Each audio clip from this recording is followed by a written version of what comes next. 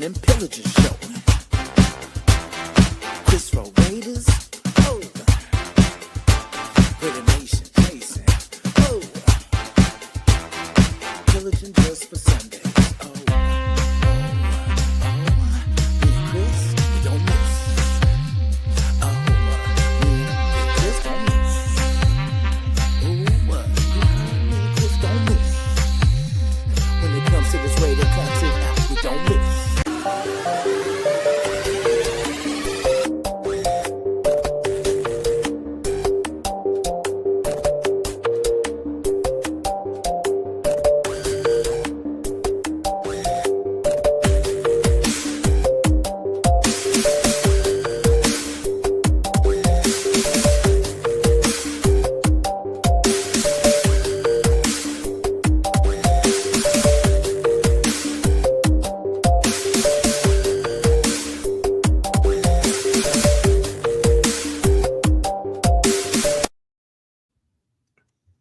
Sorry about that, lazy. Tell me I hit the wrong intro. It's all good. Anyway, All good. well, that's all kinds of good goes here. Welcome to the Cover 3 show.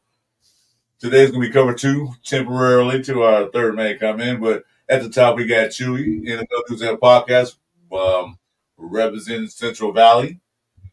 And I am Chris for Raiders Podcast, representing Southern California. So, how you doing, Chuy? I'm good, man. I'm good. A lot of exciting news, bro. It don't stop. We thought we were gonna finally go 1 year without any kind of drama, but it looks like it came a little late this year. Yeah. Well, he said he wasn't done. Hey, Yeah, and that's Chris. Hey, what's up? What's good, man? Welcome to the show. my dog. What's good? What's goody? Chris.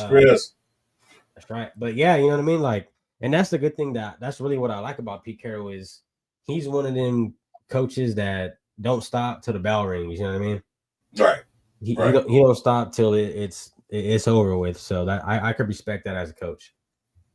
Yeah. Well, Pete Carroll knows what he wants for his team to be. You know, he wants certain type of players. If you don't have that players there, you go out and get them. Like I said, Spytek is new to the game. Well, he's been an assistant general manager for I don't know how long. But his thing is like, he's one of the general managers that will go, all right, what do you need, coach? What do you need? And coach say, I need this and that. And Spytek will do his job and go get it. So it's not like the general manager is like saying, no, I don't care what you say, coach. I won't get this guy because I like him. No. He asks the coach, what do you want to do? Which is what it should be. Yeah. Hello, Lenny. No, I can dig it though, man. Like I said, you know what I mean? I could honestly respect the coach who goes in there and keeps working because honestly, the coach sets the tone, you know what I mean? If you had a coach that's in there taking trips left and right, he's in the Bahamas and doing whatever he's doing, then you got these guys lacking. But when you got a coach like Pete Carroll, you kind of like, if this was AP doing all this, I would kind of be like, oh man, I ain't for it, you know what I mean? But just to know how much experience Pete Carroll has, you know what I mean? I kind of have a little more faith in what he got going on. Not saying all of it I agree with, but it's like it's a little more comfortable, you know what I mean, going into this season. I know, yes, it's going to be a rough season. I get that. But like I said, man, if this was AP in here doing this, I'd be like, man, we are in hot cakes. But just having Pete Carroll, just what the experience he does have, you know what I mean, just trust the process. And if it don't work out, then, hey, we got to hit it next time a little harder. Hey, we got celebrity now. Hey, Michael Jackson. There we go. Hit the moonwalk for us real quick one time. Michael Jackson, subscribe to us, man. Yeah. All your albums. Appreciate it. Cool Kev, welcome, brother. Welcome, Cool Kev. Jason Downs in the building. My God. Yeah, well, like I said, he said that draft, this first day that they wanted to draft, said we ain't done. So, you know, he's getting the players he needs. He sees what we need. He knows what we need. You know, like you said, well, Tony Prisman last year. I don't want to downplay the Empress too much anyway. You know, he tried his best, but he just wasn't experienced enough to do what he needed to be done. You know, he thought he's a great motivator. I'm gonna give Andrew Pitch that he's a great locker room coach. You know, he goes in there, get the guys fired up. Good for that. But as far as the ins and outs, the dot the T's and dot the T's and cross the I's or cross the T's and dot the I's. There you go. He wasn't that type of person. He wasn't that type of coach yet. You have to develop like rookies have to develop their talents to be in the NFL. Yeah, I mean he went straight up from being a linebacker coach to fucking head coach. You know what I mean? Usually we get guys in there that are offensive coordinators, defensive coordinators, and they'll rotate into head coach. But I mean, this guy, he kind of just got in there off what the fans were saying and what really Max Crosby was pushing. Hey, it was good. Welcome now we can run cover 3 now. Here we go. What's going on? My bad, guys. I was having some technical difficulties. That's what she said. Nice. There you go. How's What's everybody up, doing? Jason? Doing all right. Chilling. We just talking about we just brought up what they did. Not much into it in depth, but we're just bringing up what transpired the last couple of days. It's been eventful for sure. Yeah, well, I was telling that, hey, Pete didn't say he wasn't done. He ain't lying. He was not done. Probably still not done. Cool, Kev. What up? Yeah, I mean, obviously we had a lot of things going on, just like the quarterback room and things like that, with AOC obviously breaking his wrist or whatever it was. Yes. But you know what I mean? Pickett. How you guys feel about Pickett? I'm gonna let Jason go first. I'm gonna say something too. Go ahead, Jason. What do you think about Pickett? Since you just came to the show, so you gotta make up time, brother. No, I got you. I got you. I actually think it was a good move. You know, I know, like we talked about it before. Like we tend to fall in love with players that we have, but in order to get better, we have to upgrade. Like even because, like for AOC, you know, he was the best quarterback on the worst quarterback roster that ever. So basically, he was the best we had. So we kind of rode that his first season. We thought it was going to build, and it really didn't. You know, I would have liked to seen what it would have been last year, but at the same time, when he got his opportunity, it didn't look too good anyway. So this year was kind of his year to take a step forward. Injuries happen. It's kind of how it goes. Next man up. But Kenny Pickett, I feel like is an upgrade. Now, it's the backup quarterback anyway. Like I know Geno is human, but I expect him to, be durable, last. And yeah, I don't think we'll even have to see Kenny Pickett, hopefully, unless it's a blowout and we just need him to do what he did at the Super Bowl and just kneel it out. What's up, Robert Payne? What's going on? And Dixon No, Cyrus in the building. Dixon, what's up? What's up, brother? Well, I looked at his measurables. Guy is 6'3", 220 pounds. I watched what little highlights there are of him in Pittsburgh and with Philadelphia. Didn't do too much in Cleveland. But one thing he can do that Aiden O'Connell cannot do is escape the pocket.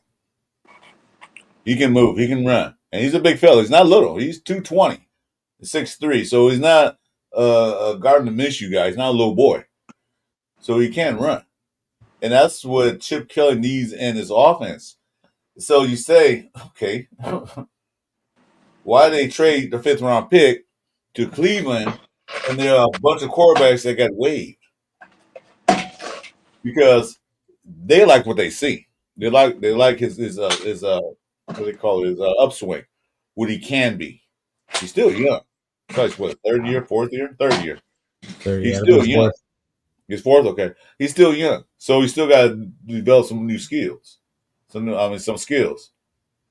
But if you talk about Chicago offense where the RPO might be in there, if Geno Smith had to take a seat for a minute because he got a little dinger or got a stinger or something, he can put him in that RPO. Plus, he got a lot of weapons to throw to.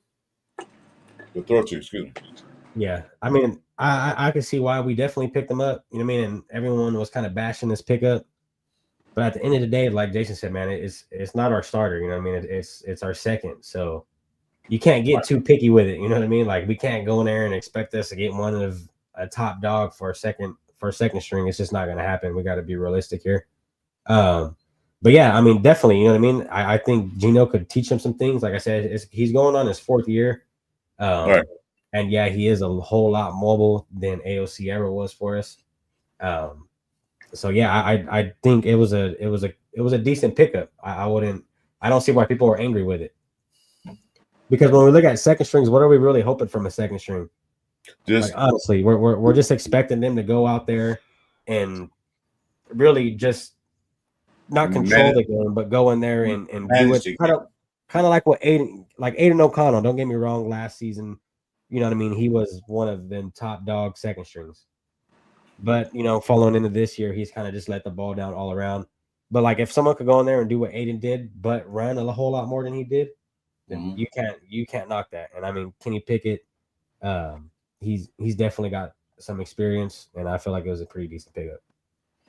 well, the second string quarterback is for the case a quarterback need to come out a play or two, or if the game is out of reach, he can go in there and just run the offense, or like I say, or basically you go in there and just manage just enough until the starting quarterback come back in.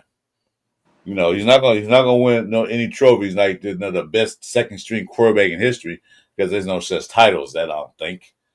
But he's good enough to, with his skill set, couldn't run and Chip Kelly offense. So that's why they grabbed him. Said some of the other guys.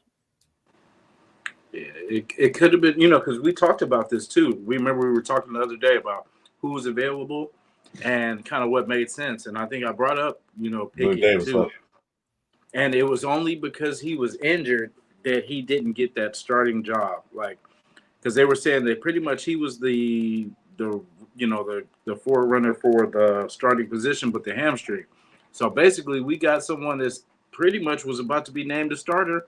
I mean, I know it's Cleveland, and they don't make the best decisions, but at the same time, at least they seen something out of him that was starting caliber. So, what that means, being that it is Cleveland, who knows? But at least we got someone that I feel gives us an upgrade because he played in Pittsburgh. He's played played in a tough division too. So he beat the hell out of us. I remember that day. So yeah, but it doesn't that doesn't say much. But I think we did upgrade though. I really do. I mean, yeah, you can't really complain. I mean, like I said, guys, it's a second string. What are you really hoping to get? You know what I mean? Are you really expecting to go in here and get a Tom Brady for a second string? Like, let's just be realistic here. We're not going to have – because if he was that good, he'd be starting somewhere, right? So that's what I'm saying. We just need someone who can go in there and manage the game and do good with the players we got. And, like, leading into that, you know what I mean? Amari Cooper. I mean, how do you guys feel about that? Well, hold on before you give a quick Amari Cooper. Now, I know some people are like kind of upset about why did we give up a 5th round pick for him? Well, come to find out, we do got a 4th round pick anyway from Morek, a commissary pick for the 4th round. So we lost maybe a pick, but we got a 4th round pick anyway. So we still good on the picks for next year. Yeah. Okay, now go ahead. I'm sorry, I just want to say that. Go ahead. No, I was saying, you know what I mean, with like I said, out of a second string, you just go you hope he goes in there and can manage the game with the weapons he got. But now looking at everyone gone and people we added, you know what I mean, signing Amari Cooper, old Oakland Raider, like how do you guys feel about Amari Cooper coming back to the team? Well, so I was never the biggest Cooper fan. Of course when he was here, but I just didn't like. He was kind of I don't know, Debbie Downer a little bit. Like I don't know. I just didn't like his energy when he was with us. But we had Crab on the other side, so Crab was really kind of lighting things up. And I don't know. It just for me, he was just. I hate to use the word soft, but as a wide receiver, I'm saying but I'm saying that as when he was with us, but then as he went to other teams, I think he really developed in Dallas. You know what I mean? Like he really got to kind of have a pro career in Dallas. Like, yeah, he did good with us, but you know how we do. But when he was in Dallas, I believe he became a more complete wide receiver. His route running was pretty good back then. Like I said, that was years ago. But getting him back is kind of one of those things. Like, we'll take whatever help we can get at this point because we definitely need a wide receiver. I mean, it could have been worse. Like, it's not like he's a bum. Like, he can help this offense. And no, he's not Tyreek Hill. He's not that.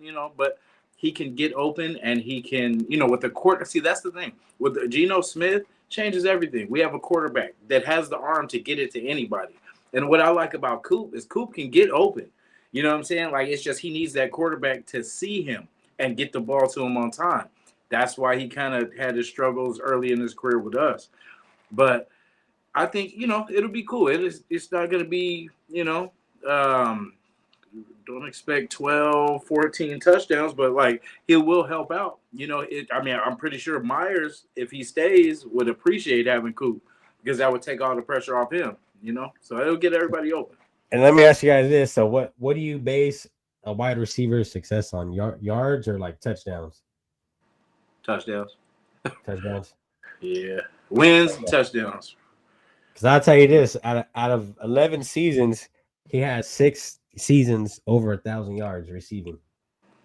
And that's out of 11. 11 or 12, if I'm not mistaken, but I think it's 11. So that's what I'm saying. Like, when he's around the right people and he's in the right place and the right play call and he's in his zone, I mean, he definitely could be serviceable for us. And like, I dropped a video on this yesterday, but it's like when someone hits a rack on the yardage as a receiver, it's like you can't really knock that. You know what I mean? Because not everyone could go in there and easily put up 1,000. But that's what I'm saying, for him to go in there. And I'm not saying he's going to come in there and save the Raiders but you know what I mean? Like, when you really look at all around, I mean, he's kind of one who kind of has it in his favor to be, honestly, potentially the best receiver on the team. Well, I don't think they brought him in to do things, but mainly he's going to help out the young wide receivers because we have a very young wide receiver room, very young. The oldest person there is Tucker, and he's on his 3rd year. So we have a very young wide receiver room. And he already said in the news conference that he's going to help the young guys. That's exactly what he's going to do. He did say that. To the roast time. Hey, thanks, Wishcall, for doing that for me, from that one guy, Ice guy. Thanks for kicking him out. He was being obnoxious. That's your boy, huh? Doing the job. Huh? That was your boy, Ice. I don't know who that was, but he was saying obscene things and that when it's not conducive to what we're trying to do. But thanks, Robert Payne, for kicking him out. Rose Town's in the building. Rose Town. So yeah, he's there. I mean, he still stirs, but he still make catches. He can get downfield. He can do his thing, and he's got to show the young guys what to do. How to do it. The little NFL technique that he learned over the years. Yeah, I agree. That's what he was saying in the press conference. If anyone hasn't watched it, he was saying out of his mouth, you know what I mean? He wanted to go in there and teach these young guys the tricks of the trade. Right. So obviously him saying that shows he's matured so much. You know what I mean? And honestly, I believe him sitting down with Pete Carroll and Chip Kelly and all them guys for them to bring him in. I mean, they must have seen something in him. You know what I mean? But not only that, but he's an ex-Raider, and he said, "Hey, Raiders are the Raiders wherever they go." You know what I mean? So he obviously knows what the nation is about. I remember they asked him what was his fondest memory of being a Raider. He was like, "Ooh." He said, good one. But then I know he brought he the went playoff, to the playoff. Yeah. He was like, "Ooh." But yeah, he went to the playoff team, before DC pretty much got hurt. And he brought me back to that because we had beat Houston that season. So basically, and then they had their backup, which was I think Brock Osweiler was the quarterback. So DC versus Brock, we would have been, we could have probably won that first game, and who knows what would happen after that. But we'll never know. Yeah. Overall, like I said, man, there's, like Chris said, it's a young room. And if we're really going in here and dependent on rookies, it's not going to be great because we've seen how many busts come into the league year after year after year. So you know what I mean. That's what I'm saying. For us to finally, and if Jacoby Myers stays, I mean that's an A+. You know what I mean? Like we have 2 veterans on the team. I know Brock Bowers balled out, but like he's still pretty damn good in the league. Like he's not guaranteed a good year next year. You know what I mean? Yeah, but So you can't that's put my thing. you can't put your eggs in a basket on one player because you know the NFL saw what we did last year. You know what they're gonna do. Yeah. They're gonna scheme. They're gonna scheme every game around Brock Bowers to keep him from getting open. Yeah. Just like they did with Travis Kelce. Yeah, but so you have a veteran there going to teach Thornton what to do in certain situations. You're gonna have to teach Tucker what to do in certain situations. You're going to teach Betts what to do in certain situations. You know, and all the rest of the wide receivers. Yeah. So he's a veteran. He won't be he'll probably start day one, not start, but he'll probably be in the game day one. No, he'll be in there for sure. Yeah, I know. Like I said, me personally, I don't care who starts. I want to see who finishes. You can start if you want to, but who finished the game? Who got the key tackle? Who got the touchdown catch? Who made the important sack? Who picked that ball off? That's what I want to see. You don't have to start, but you can get in there and make an impact.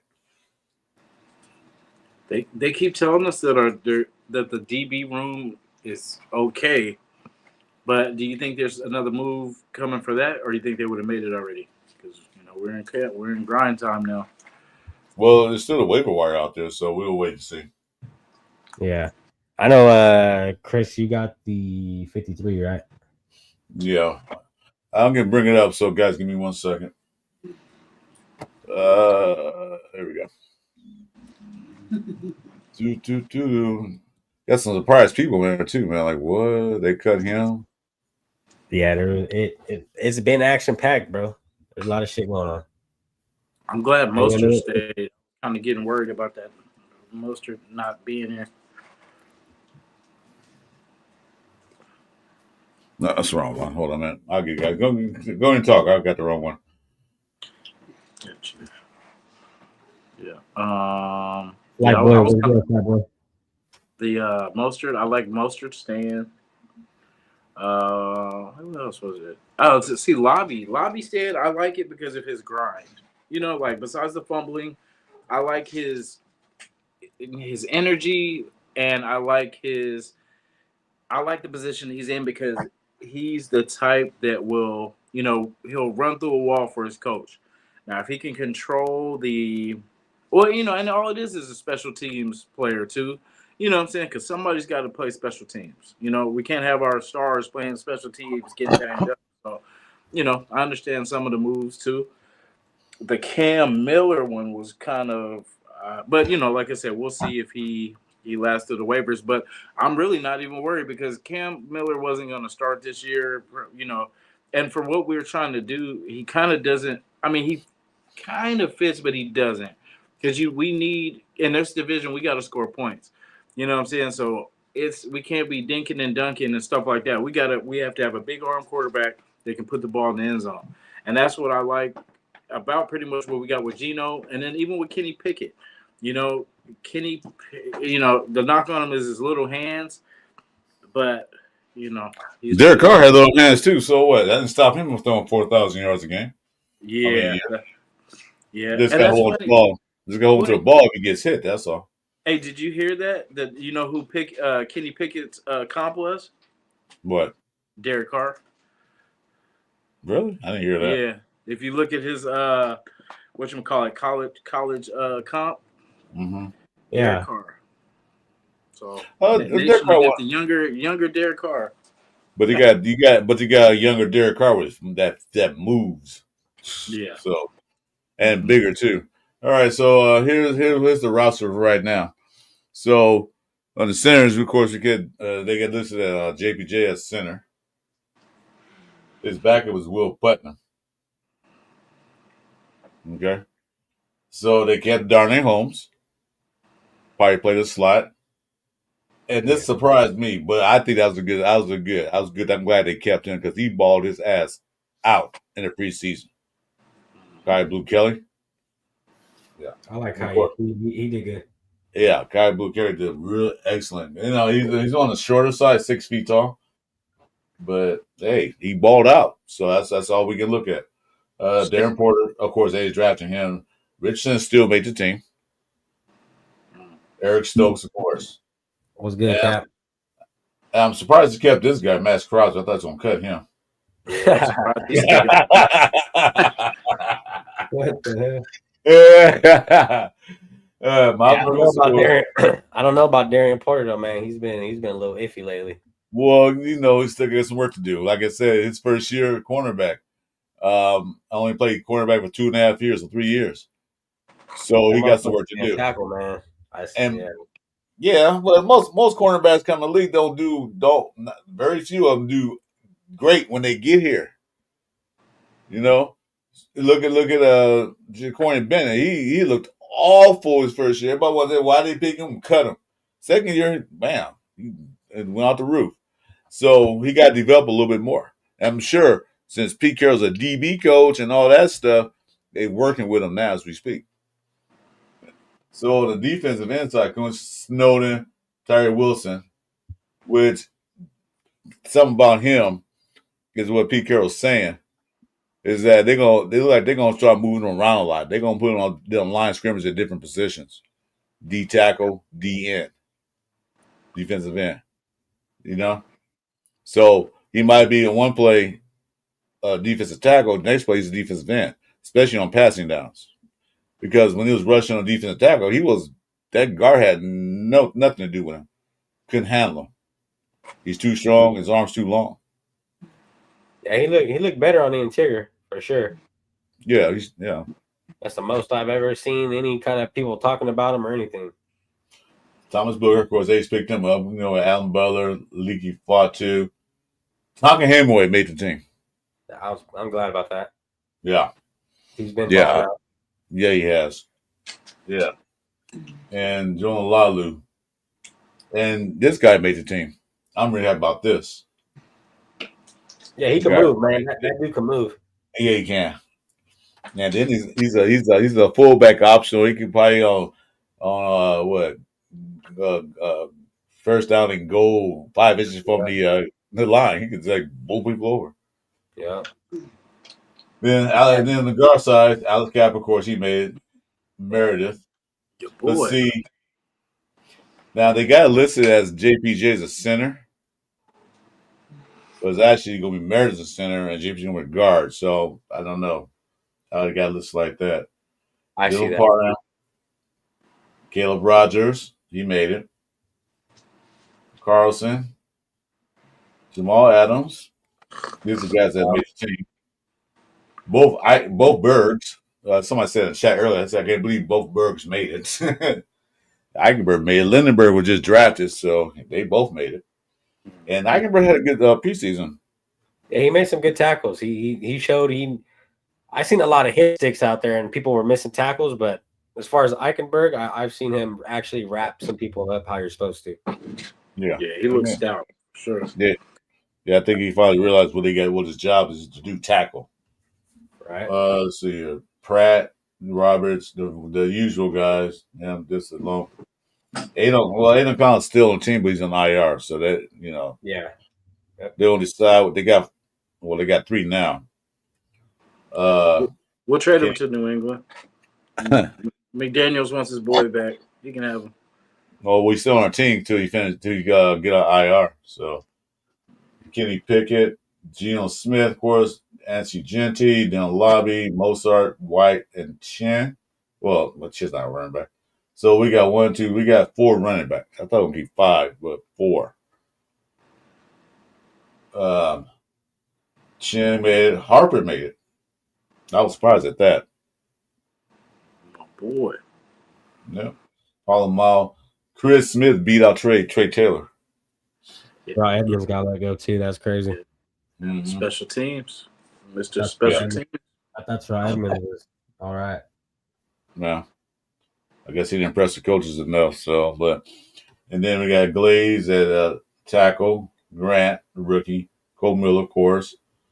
Their Monfort made a team, and people wonder why he made it. I'm going to say this.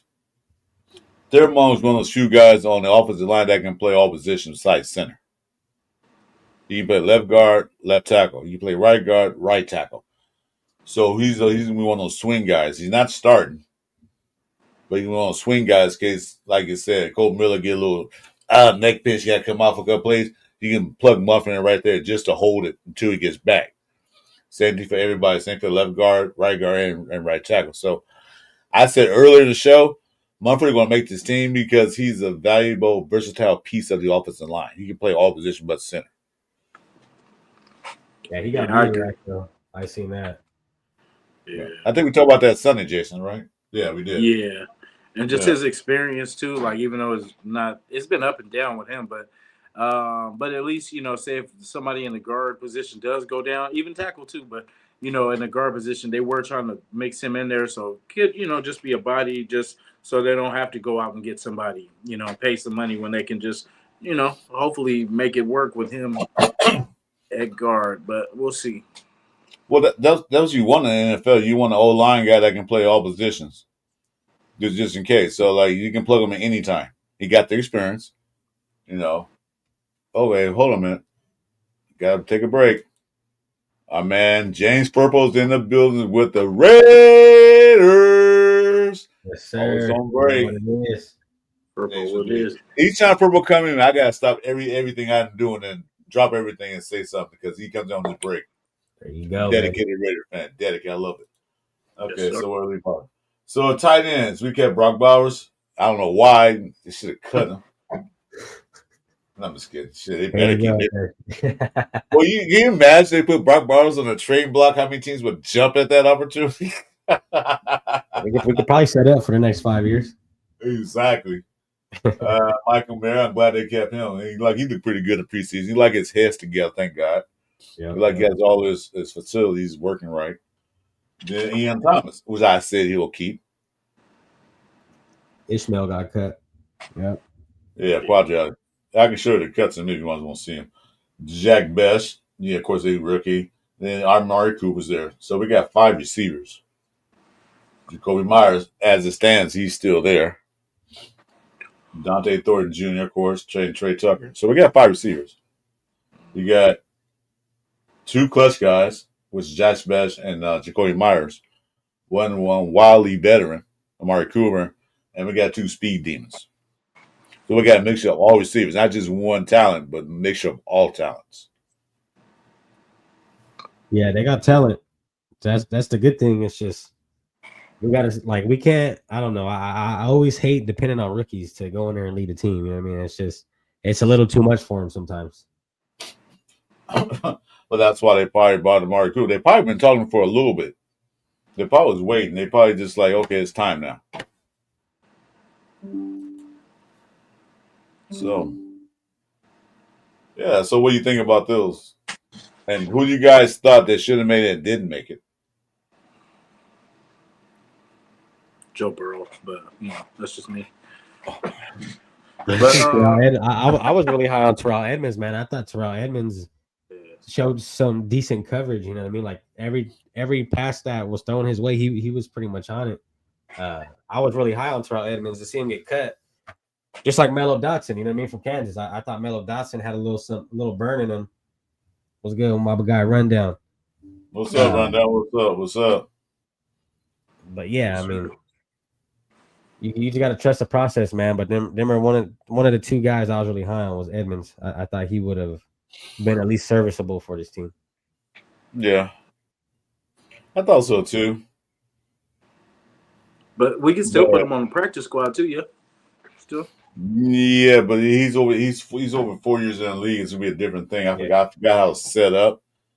But he's over 4 years. They could, but I don't know if they are or not. Because nobody was really going after him doing free agency, so he was still out there. So if they need him, they can get that phone call away. Hey, Edmonds, we need you to come back. So I think it's I forget the rules. They explained it earlier. I got to remember how they said it. But if it's a 4-year vet on a practice squad, I had to look it up. So I'll try to look it up now. But yeah. But remember now, the thing I'm worried about is the wide receivers. You know what I mean? Honestly, I mean, like I said, they definitely got the potential. It's just we got to make sure we're in there doing what we, especially the offensive line, which they looked a whole lot better. I give them that. Dog. Starting O line looked a whole lot better than what we've been at. But like I said, man, bringing in Amari Cooper, I know a lot of people are against it, but when you got rookies in there, that's what you got to do. You got to have some kind of vet in there to lead the way. And like we don't even know what's going on with Jacoby Myers yet. Like that could go sour real quick. Yeah, So, we don't know what's going on with that. It's good. honestly, From what I hear, though, they're saying that like Jacoby's not gonna really act out or act crazy. So you know what I'm saying, like he requested the trade or whatever, and I'm pretty sure like I think we talked about that earlier too. Is basically if we don't start off like in a good position, that's trade bait. You know what I'm saying? So I don't see them getting rid of him before the I say at least like week 4 or something like that. If we're like 0-4 or 0-3 or when it's looking bad or something, maybe a little bit later than that, but 1-5 or something like that before the trade deadline, we might, that might be since we already signed Cole Miller, basically that would be the only trade bait that we would have was Jacoby. So my did you ask you guys be a part of Gravy's Fantasy Thursday? no, I didn't get in that one.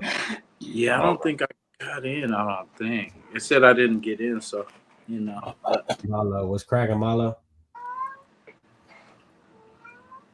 So Oh, yeah, I think I don't well from a few sources, not my sources. I just heard from other people saying their sources that he's just doing that just to get more money.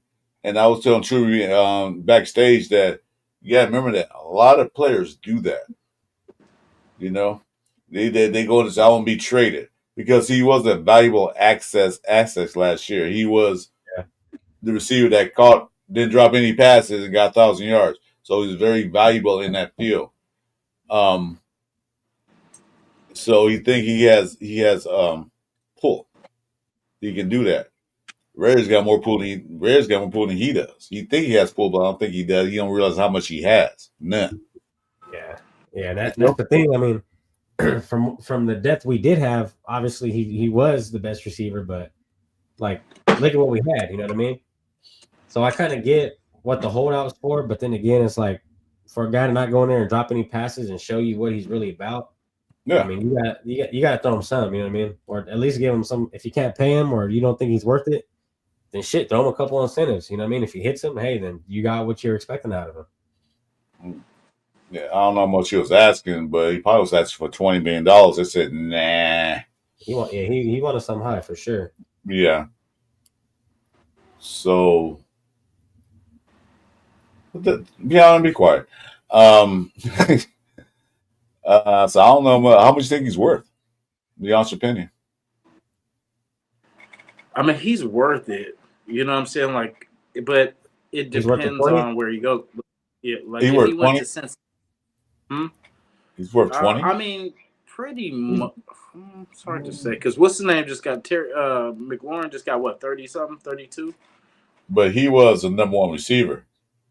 But he was always hurt and everything too. That's why I'm just comparing him to like Jacoby is available. You know what I'm saying? Like he don't drop balls. He don't. You know what I'm saying? Like so, it depends on where he goes. His value. If he went to like the Bengals or somewhere like that, he would definitely be valued. Because I mean, think about what they paid T. Higgins, right? So you think they would have liked T. Higgins or maybe like a Myers? Who, the Raiders? Yeah. Well, I mean, for Cincinnati, you think like if Jacoby Myers was available then, that he would have been an option for them too before? Because remember him and them and T. Higgins were trying to work out a contract for the longest. I forgot what T. Higgins got. So I would say whatever T. Higgins got, it should be somewhere around that. Maybe a little less, but I figured, because he's our number one just kind of by default. He's definitely a number two, but I would say it depends on where he goes. Because if he gets plugged into the right situation, like say if he went to Miami, where he would be, you'd have Tyreek Hill, you got Waddle, you got all those other cats, and then just sprinkle him in. You know what I'm saying? He can definitely do his thing, and then he'd be going against like the third DB. You know what I'm saying? Like or second, second DB, whatever it would be. See, but that's the thing though. Once they get to paying 1 and 2, 3 got the shit into the stick. You know what I mean? So it's like Yeah, I don't know. But I mean, McLaurin, he got what did he get? 32. 32 points. Yeah, 96. Yeah. I But mean, you gotta remember though, you compare him to McLaurin, you compare him to T. Higgins. Those receivers are down the field receivers. They get down the field. Jacoby Myers is not really a down the field. He can, but he doesn't. He's more of the inside guy, outside curls, and all that stuff. Clutch receiver. So if you're gonna pay a guy that much money, you better get down the field, like 40 yards, 30 yards, 40, 30, 40 yards down the field. He really doesn't do that. You never really see him do that. Yeah. So you comparing, 'cause although he was a de facto number one last year because we didn't have no number one because Devontae bolted, but he was de facto number one receiver. In reality, he was a number two receiver, a slot receiver in New England, came here, became number two receiver. So he was never really a true number one receiver. So you talk about giving him a number one receiver money when he's technically not a number one receiver. Well, no, I said not 32. I said, maybe in the 20 range, but that's a big difference from 32. You know what I'm saying? Like, but he does deserve at least anywhere 18 to 20. You know what I mean? It's nothing wrong with that. Because he can't, like I said, in the right situation, he can be good. Like remember when we had Devontae? That was a perfect situation for him because while everybody was keying in on Devontae, he could eat. You know what I'm saying? So that's why it kind of worked. And then we had like the hunters and all these kind of gadgets and stuff like that. But like I don't know, he's not bad. He doesn't drop balls. He doesn't get hurt a lot. You know what I'm saying? So that's why I say McLaurin's already, I think, tore a knee or some career-ending injury. But Yeah. Well, I'm just looking at the whole picture, like because injuries. I look at how dependable you are when you are on the field. Like he was kind of hit or miss. Was that last year and a little bit? I think he got injured the year before. I think so, but that's what Washington decided to do. They want to pay him all that money. Fine, good luck. I I'm don't just pay saying, after injury. I'll say between the $15 and $18 million range. I don't know what he was asking for, but someone said 25. Someone said 25, and that could be a little steep, but 18 to 20, that's fair. It's cracking. It's cracking. Yeah, that's tough. I mean, it just depends on what we got. I know we got a lot of shit going, a lot of money to throw around still, but it's like if number ones are getting 30, 32, I mean, shit. Like now that I think about it, 20 is kind of for a number two. I mean, he's a great number two. Don't get me wrong. Like he's not a number one, but if you have to rely on him, he can be that dude to go. Like, and he did it for us. You know what I mean? And look at what he had. Mm-hmm. But then that's with no quarterback. With the worst quarterback group in the history. But then again, you got to think about who else did we have to really throw the ball to? You know what I mean? Besides Brock Bowers. So that's what I'm saying. And I kind of see why they're holding out. But then it's like, if this dude showed you some purpose, I mean, come on, man, give him his flowers. You know what I mean? It's like a motherfucker who went to work 40 hours a week and you want to pay him for 30. Like now think about if we don't lock him in. You know what I'm saying? Like we gotta depend on our young guys. Like you know what I'm saying? Trey Tucker's gonna be your number one. Him and Thornton are gonna be the number one receivers. That's why I said like we have to at some point lock in some wide receivers because we've been going years just recycling different ones and not getting none, not keeping none. So we got to keep somebody at some point. And I mean, we could do a lot worse than Jacoby Myers.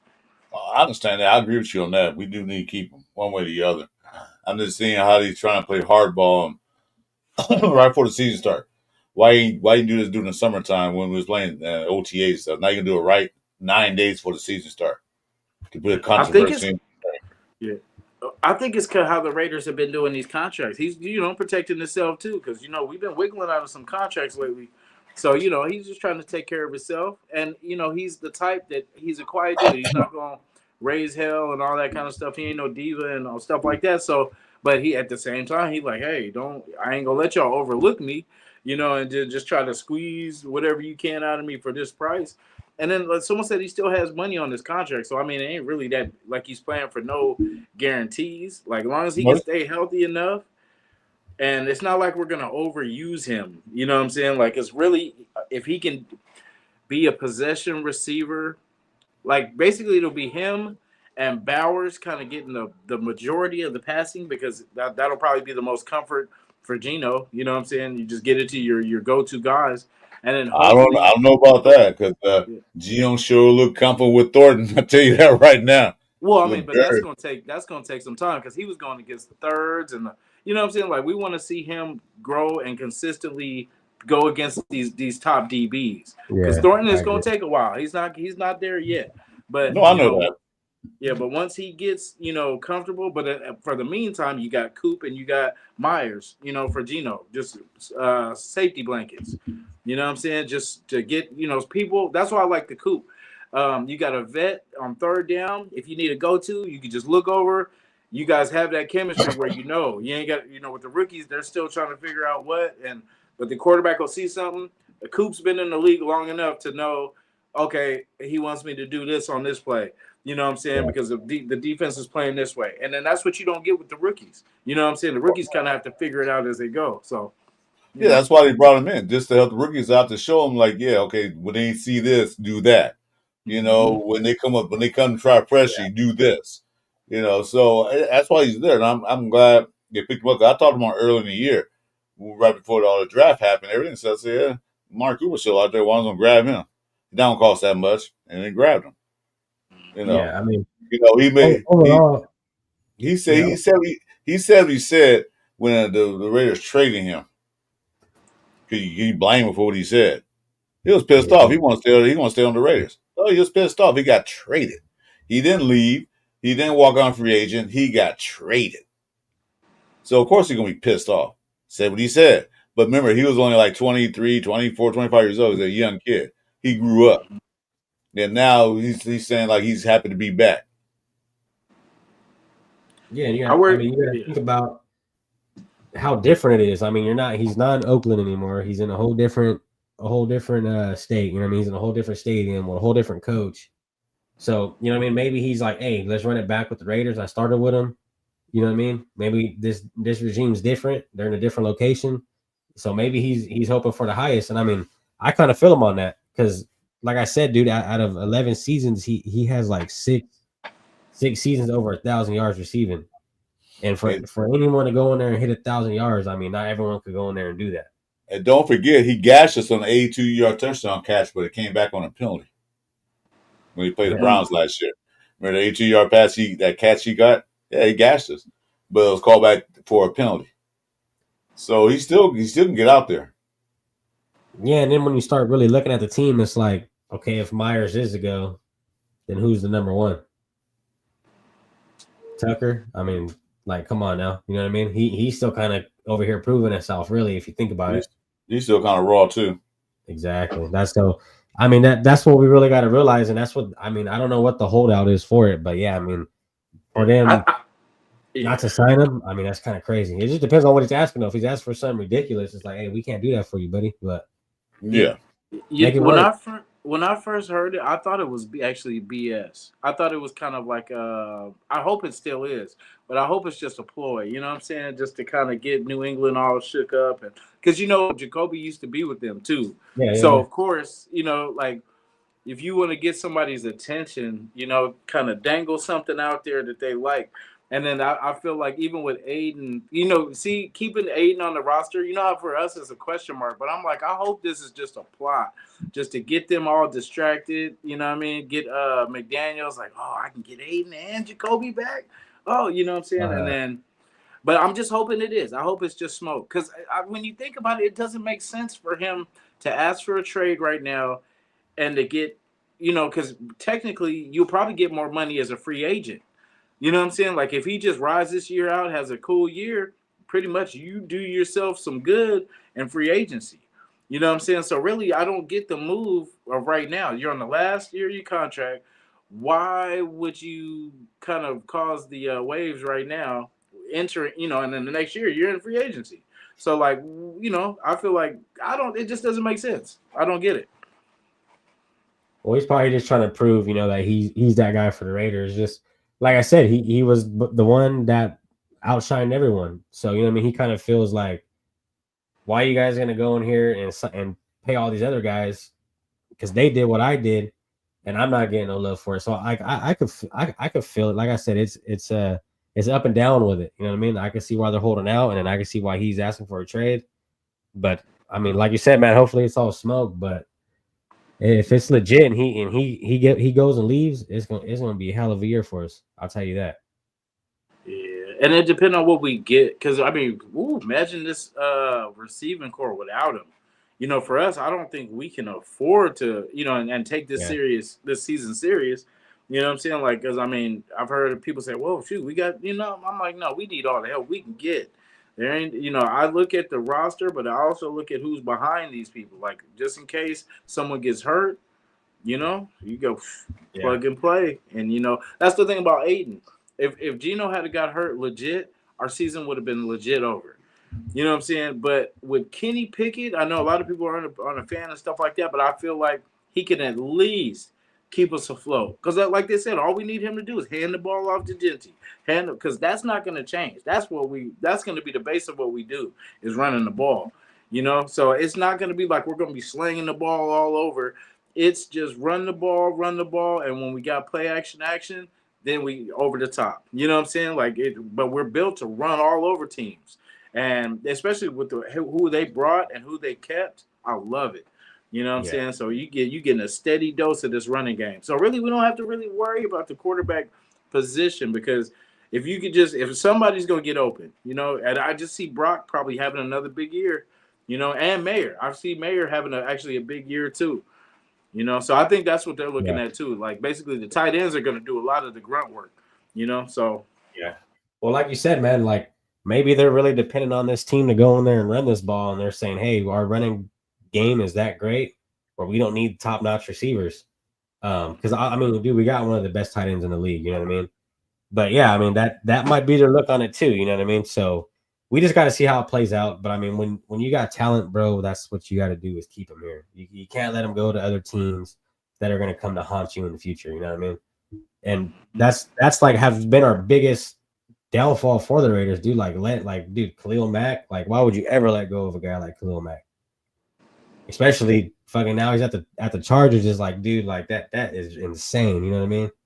So yeah, that's my biggest thing. When we got talent in here, we just need to keep it, and that's how you grow as a team. Yeah, I can't wait to see Khalil Mack week 2. Piano man, we coming for you. It's always tough, man. I'll tell you that every time. Every time he gets a sack, too, it hurts a little more. You know what I mean? Like, damn. I feel like when Derek was there, he kind of, I don't know, it felt personal. Remember, I don't know if you guys remember that game. I think we were overseas. And I'll be right back, guys. Let's see back with him. For sure. Derek Carr, he was celebrating something, but then Mac was showing him, like, look, fool. He was like, so I forgot what happened. Like, he was trying to make a play, but it ended up being a sack or a fumble or something crazy. But, it was crazy. Yeah. He was like, yeah, that's my best friend. I'm like, he don't act like he's your friend. Because every time he see us, he's trying to do us bad. Yeah, and then, like, another thing, too, like I said about keeping talent, you know what I mean? That's what we got to do here. But it's like, maybe Jacoby's seeing how much these guys, you know what I mean, low quality first and top quality seconds are getting paid. And he's like, why not me? Because, like you said, man, the dude didn't drop any catches, you know what I mean? Obviously, he's a good wide receiver. He knows how to catch a ball. So yeah, for them to kind of skip out on Jacoby Myers, man, it's like what is going on here? You know what I mean? But like it all comes down to a price. That's what it is here. That's the name of the game in the NFL. Everyone wants to go in there and get a bag. I get it, but then you got to, you know what I mean? Some of them guys like Tom Brady, bro. He was taking pay cuts for people to stay on the team, and look what he did. So that's where you got to start. I don't know. Everyone's different, man. Some people are in it for the bag real quick, and some people are in it for the long haul to go in there and get the win. Yeah. What's up, East Coast, my dog? Yeah, that's why I like Pete, for everything that we've been missing, like, the quarterback, Aiden went down. A couple of days later, we got Kenny Pickett. We didn't know any wide receivers. Or, we heard about the Jacoby Myers. And then, we got Coop. And I don't know. I feel like those were 2 solid moves at those positions. You know what I mean? Because, just like the Geno Smith trade, we didn't know that was going on. But it happened. You know what I'm saying? It was kind of one of those things that happened. And once we let it digest and everything like that, we had a pretty good situation. So, like I said, I believe in what these guys are doing, and this is year one. You know what I'm saying? Like I just try to remind people this is year one, and look at all the wheeling and dealing. This guy has done more wheeling and dealing than Telesco did. You know what I'm saying? Like in 1 year, because we were always, oh well, it's only 1 year. You got to give him a year. This is only 1 year. But I mean, look at our linebacker core. We're stacked. You know what I'm saying? No, We're set, and we got a couple Bergs in the background, ready to make that step up. So we got like from safeties, I know the DB room still until we see it, but I think they believe in the pass rush. Like I've always heard that the defensive rush will take the pressure off the DBs, and it just hasn't done it for us. But I believe we're building something, and we will. We're not going to have the best DBs, but until they start to figure it out, I think it's going to be one of those things like Forge and Fire. You know what I'm saying? They're going to have to figure it out, and if they're not, I'm confident in our coaching staff getting people that are capable. Like I said, this is before we even start. Now, if things go awry, they're going to fix it automatically. We don't have to suffer for the season of like, oh, damn, we got to suffer this whole season. You know what I'm saying? No, they're going to fix it. Because Pete's not going to look at the same mistakes over and over again. He's going to fix it. So, yeah, and that's the biggest thing with us being so new. My bad, Chris. But with us being so new, with the new regime and all that, it could either work out right away because no one knows the scheme, or it might take some years to go in there and get everything together. You know what I mean? So that's like the biggest battle I feel like we're going through. Like it's either going to go really good, or it's not going to be a winning season. Well, I think the offense is going to carry this team for the first 2 games. Like you said, the DBs is going to be baptized by fire. They're going to go out there and do what they can do. But as long as we got a good, decent pass rush, we can guard the edges. We can get pressure up in the middle. Stop these mobile quarterbacks from trying to get outside. We're fine. Because, like I said, if we get pass rush, the DB is going to look like superstars because the quarterback going to have time to think. He's going to throw the ball somewhere he shouldn't throw the ball, out of bounds or to an interception. So if we got a decent pass rush, we're fine. And then the DBs can pick it up from there. Yeah, and then the safeties will, I like our safety room. We have a very aggressive safety room, and with our linebacker, because Jamal Adams is going to be a dog for us, bro. That's what I was about to mention. Yeah, he could play both, bro. He could go back there and play the safety. Yeah, he can cover those tight ends that we always gives damn problems every year. Exactly. He can cover a tight end. One thing about him, he hits, wraps up, and you know that you're hit by Jamal Adams. That's what I like about his aggressiveness. Not only that, but the way he gets his hands up to swat, like we seen him with the pass deflection. You know what I mean? Like that's just athleticism, bro. Like not everyone's gonna. That's why I was high on Tonka Hemingway. Because Tonka Hemingway was one of them dudes who don't stop to the bells over here.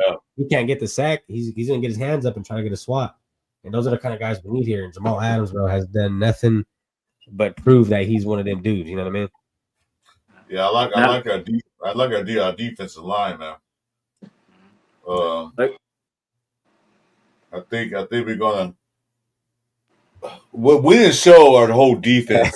Hey, we keep cutting off Jason. He's trying to get some shit off his chest. Oh no, it's all good. No, it's all good. No, I was just gonna say about the Jamal Adams thing.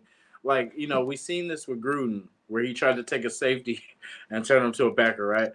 But for this, it's different. Like, I felt like what's his name was kind of on the heavier side, you know what I'm saying, at safety. He was starting to get a little bit, once he got paid and all that kind of stuff, he started gaining a little bit. But I think this is actually a good position for like how Chris said it. I was going to say we've been looking for a coverage backer, to cover this Kelsey's and cover these, these either the running backs out of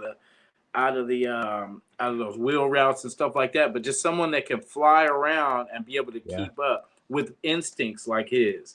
Oh, it's going to be a game changer. Him and Chen together on the field is going to be nuts. They might bump heads. They might smack into the set, because both of them have that vision. And I like, I'm excited to see. You know, there might be some penalties. You know, but I'm Yeah, excited to for see. sure.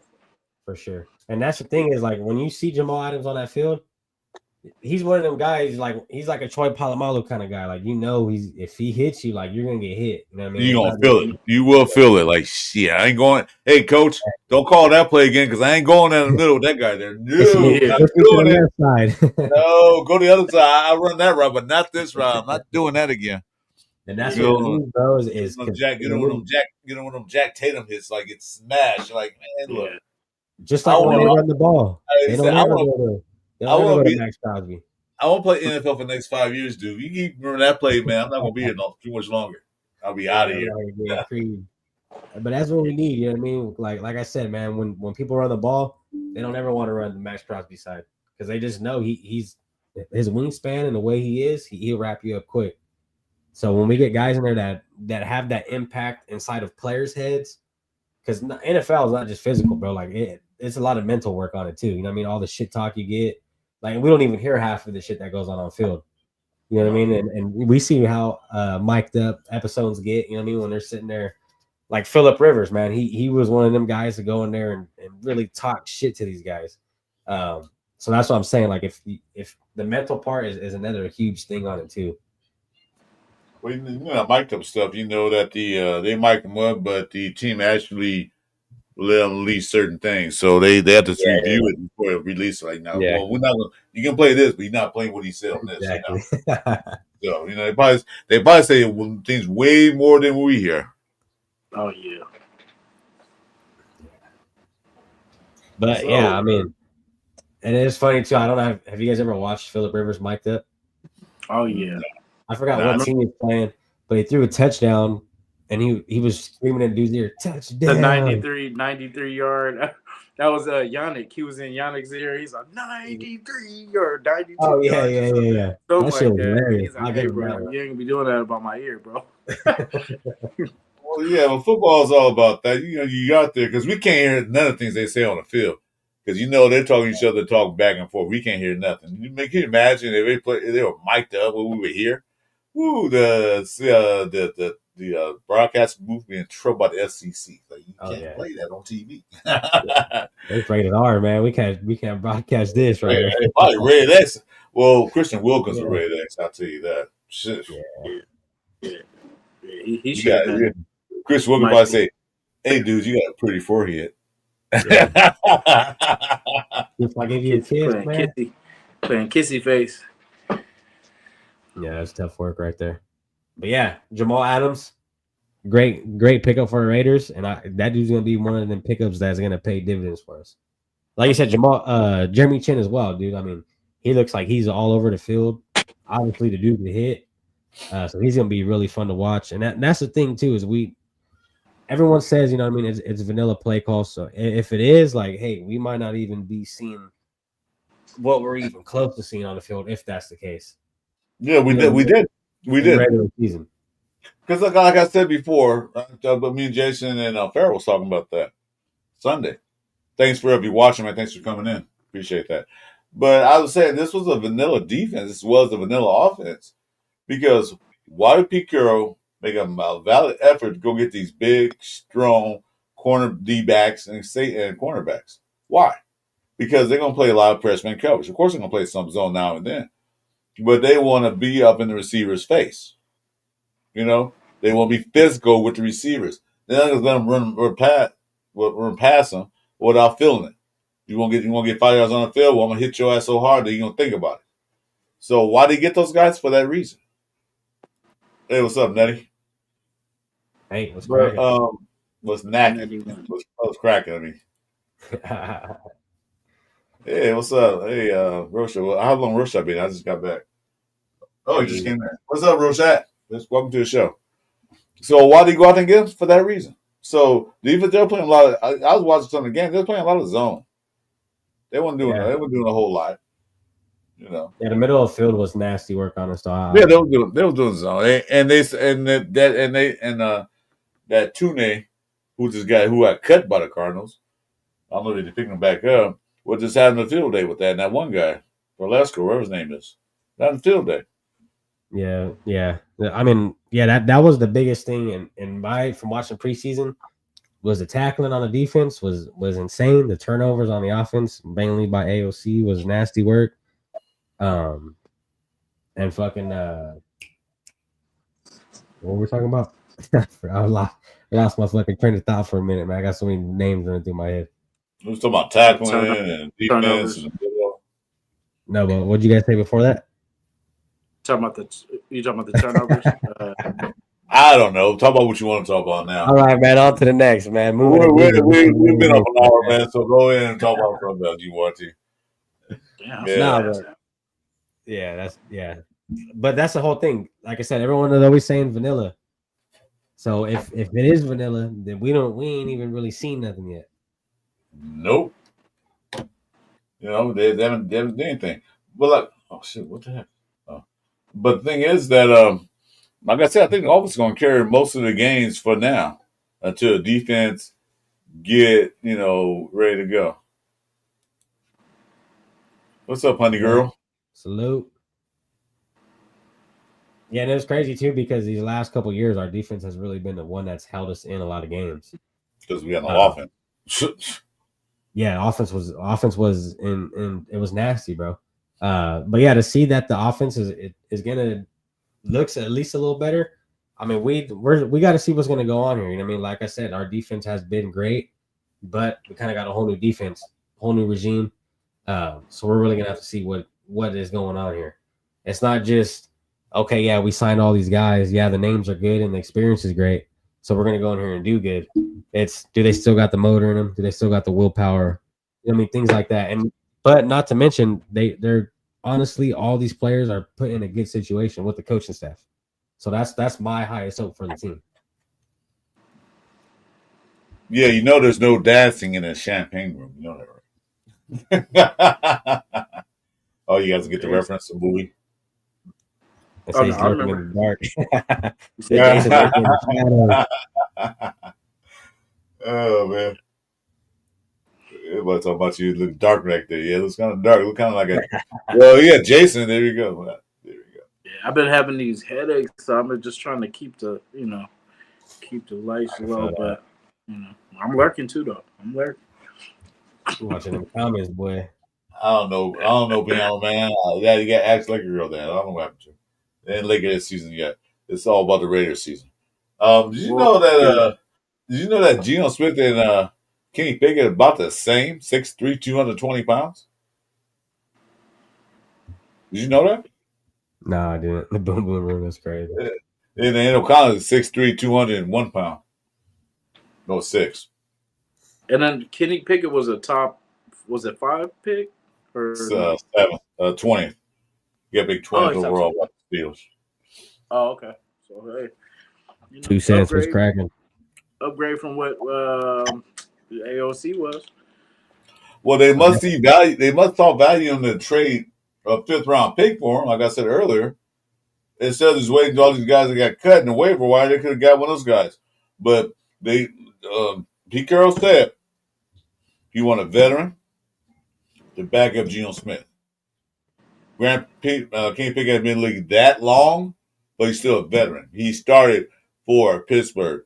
He played with the Super Bowl champion Philadelphia Eagles. He got a ring, And then I don't know what the Browns were doing. Well, when you look at quarterback 1, 2, and 3, like how it usually goes, at least in my head, obviously quarterback 1's the vet or the rookie who's been balling their ass off, right? Usually the 3rd is usually the rookie that they're working on. Usually the 2nd is a vet who has experience but hasn't really got too much burn or hasn't really produced too much. Ardell got a good question. We were talking about that earlier, Ardell. I knew you came in late. I'm fine with Pickett and Cooper. Why is anybody tripping? And I don't know why. What are we tripping off of? Why people are like, why you get him? Because somebody did mention Kenny Pickett and I think it was that Sunday was on the show, Kenny Pickett. And somebody mentioned that, like, well, we got to trade for him now, don't we? And I didn't think we were going to trade for him, but we did. He had a bad. He had a bad situation in Pittsburgh because they threw him right into the fire. Philadelphia, he didn't do anything. Philadelphia just sat. And then the Browns, I don't know what they were going to do. But he sat through the fire. He basically he went the same route Geno Smith did. Geno Smith with the Jets, lousy. Got traded to another team, to two other teams, just sat. Then look at him now. Yeah, Sometimes quarterbacks need a certain system they can operate in. Everybody can't play the same system every team does, because every team plays the exact same system. Boy, the NFL would be freaking boring. It would be boring. So the Chip Kelly, because Chip Kelly going to do with Pickett what he did with Howard at Ohio State, because Howard was a mediocre quarterback. But when Chip Kelly got there, he made like a superstar, almost like a Heisman Trophy candidate. So he knows how to turn quarterbacks around.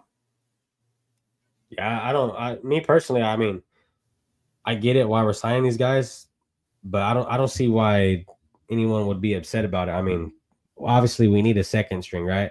Cam Miller, yeah, he showed promise, but we got to fill that position. And then we hear Jacoby Myers, wants out, wants to trade. So like we got to have a vet in here in some type of way, because that whole wide receiving core is pretty much new to the game. I mean, Trey Tucker, like I said, he's still out there proving himself. You know what I mean? Brock Bowers, he's a great tight end, but at the end of the day, he's going on his second year. It's like we're not really guaranteed anything here in that wide receiving room, like whatsoever. So for us, like pretty much anyone right now, bro, can be an asset to this team based on if they can outshine with what we got. Well, and that's the fucked up part. Well, Roshan, I'm fine with Mari Cooper there. They didn't bring him to be number one, I don't think. They brought him to be a veteran leader. We need a veteran in that wide receiver. We had none. So he even said today on the news conference, if you watch it, you didn't watch it, he said that I'm here to help the young guys out. That's what he said. So, he probably might not start. He might start, but he probably be in the game at some point in time in the first game. We did help the young guys out. Oh yeah, no doubt. Good, like I said too, Amari Cooper, 11 out of 11 or 12 years, he had 6 years over 1,000 yards receiving. Touchdowns weren't that high, but I mean, for a guy to go in there and get 1,000 yards, like I said, not everyone goes in here and does that. He's a solid route runner. He can catch the ball. I know he had a few drop passes in his years. A lot with us. I don't know why, but that last year before he got traded, it seemed like he was not in touch with the program, or he just wasn't trying harder. He took plays off. It's the same example of Devontae Adams. They both got sour on us.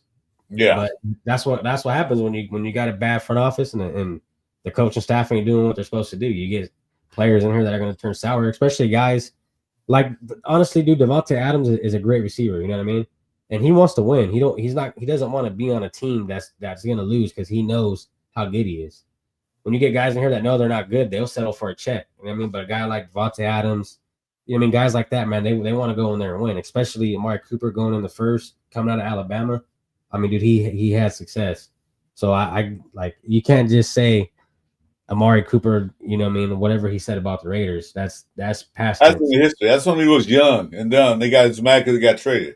Third year. Look what they paying him. They paying him $3-some million a year with incentives, bonuses. So he has incentives to make more money, so he can get up to $6 million for 1 year. For 1 year.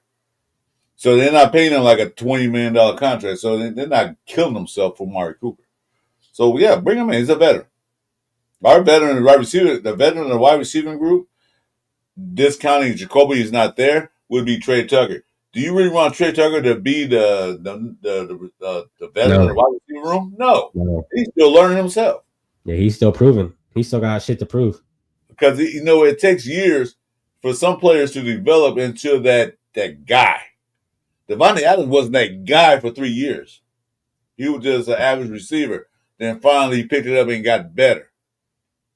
Some receivers take a little while longer than others. Some players come out of college, man, just like all-stars. Not very many.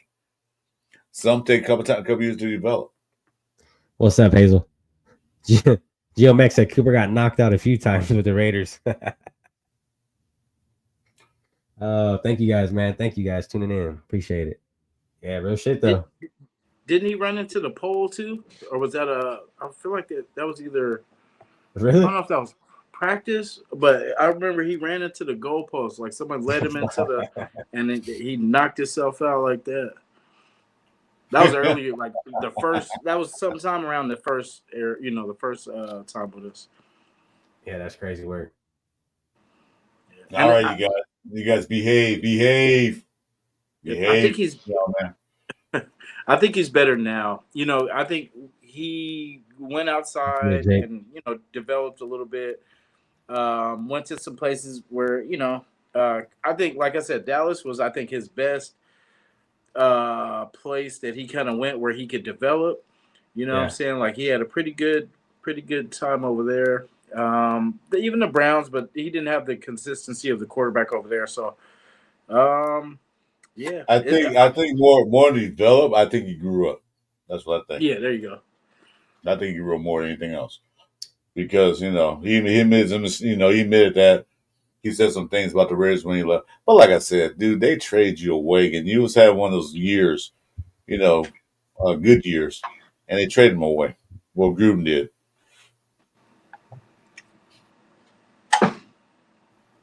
Yeah, I mean, like I said, man, if you got a guy that's going in there half of his career and he's putting up 1,000 receiving yards, he has some kind of potential, right?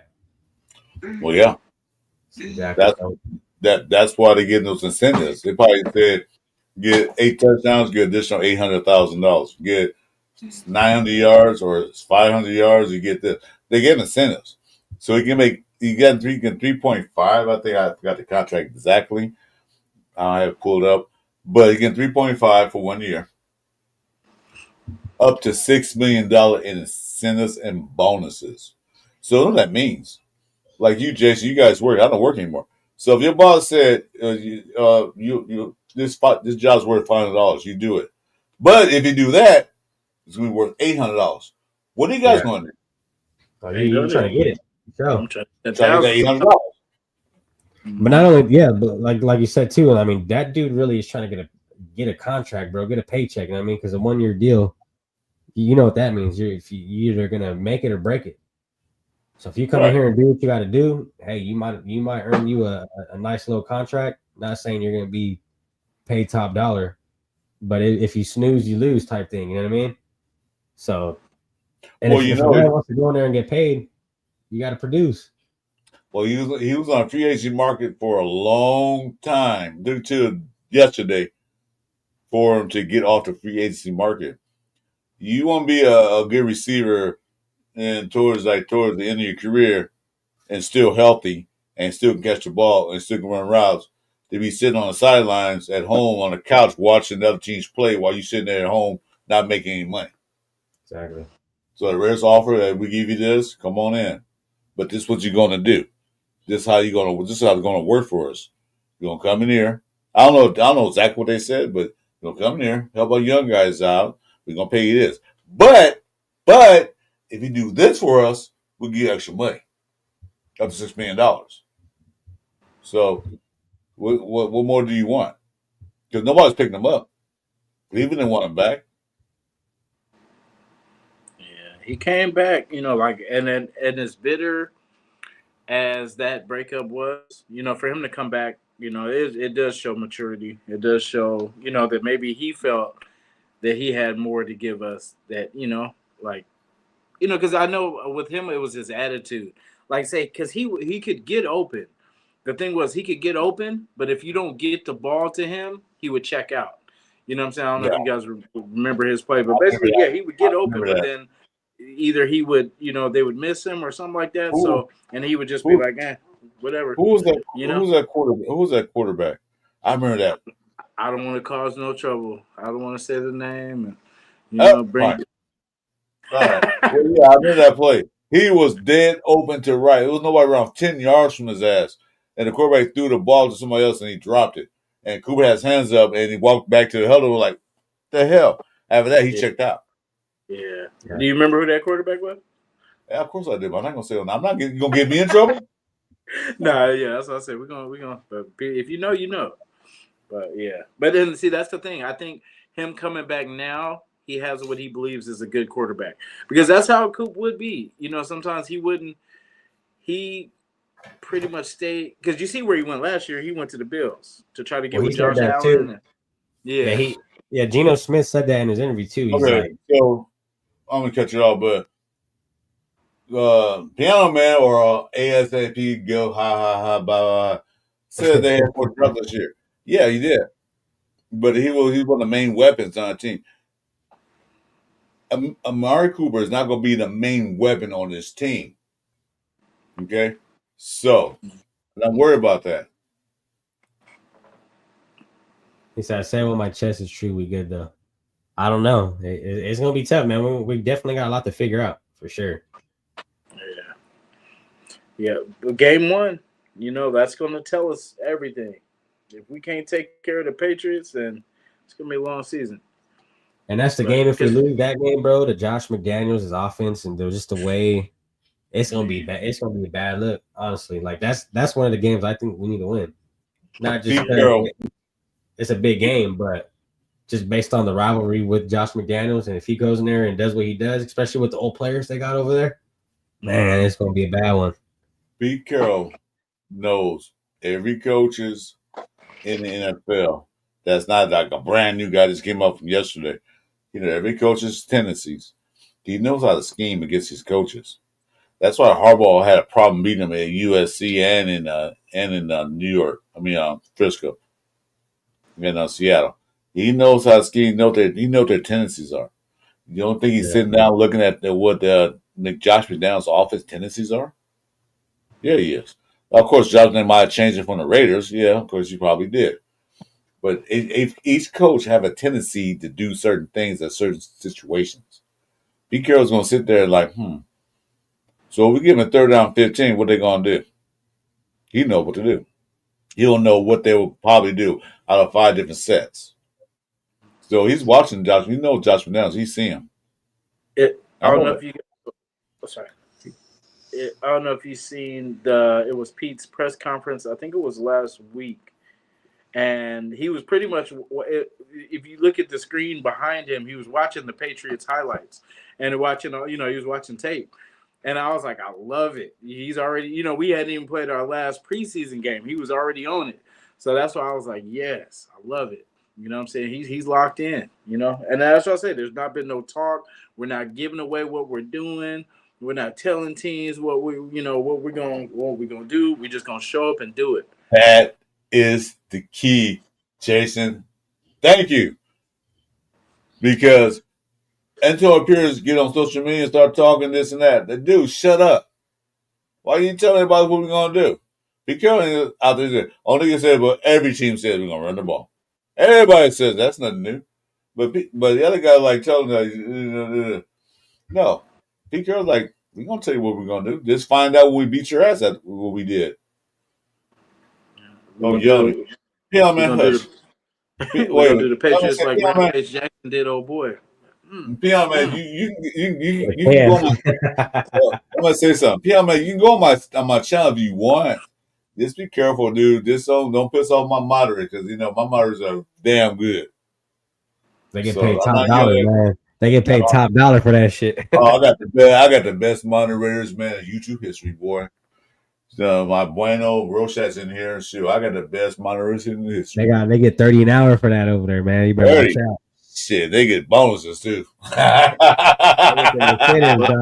you go. That's funny. Over there with the spamming. Yeah. Another thing too that Coop was talking about, to get back to Coop real quick, is he was saying how Pete Carroll, 10 plus wins a year. He's like, that's what I need right there. You know what I mean? And he was even talking about how much trust he had in Geno Smith and that Geno Smith is a good quarterback. So it might make sense. And you know what I mean? Like we all keep saying, Pete might be the one to bring the nation to Vegas. Because honestly, it ain't there. Like the Niner game. You know what I mean? Like it should never be overruled by any other team. And you know what I mean? It'd be cool to see Amari Cooper help bring it back. Like that'd be like a story to fucking tell. You know what I mean? Well, it's gonna be hard because some people hate him. Real hard. It's gonna be real hard. We're gonna be mad because they hate him from the last few years when he was here. They when he was here, and he said what he said. but realized that when he said it, he was still a young kid. He's still in his 20s, and he said it because he didn't walk. He didn't walk away from the Raiders. The Raiders gave him away. They traded. They traded. So we can understand. I'd rather have a veteran in the room with these wide receivers than none at all. And I'd rather have a veteran backing up Geno Smith than none at all. I'd rather have a veteran linebacker core than none at all. See, Pete Carroll's going to do a mixture of both, young and veterans. Have to. Yeah. Just like a whole young team. Yeah, you can say that. Geo Max. Me and Jason had a big debate about that a few weeks ago. Yeah, I get you. We had a debate. They lost it. What can you do? What can you do? Bro, that was sad, dog. Like, honestly. What can you do? Legitimately more Niner fans than Raider fans at that game. Like, I could honestly damn near say that. They moved to Vegas, which is basically LA's second home. They moved close they could. They could have been in San Antonio. That'd be even worse. So, yeah. So they try to move to a city that's nice.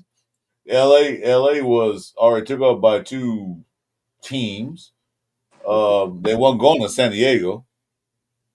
They tried Oakland. That didn't work out. Where else can they go in California?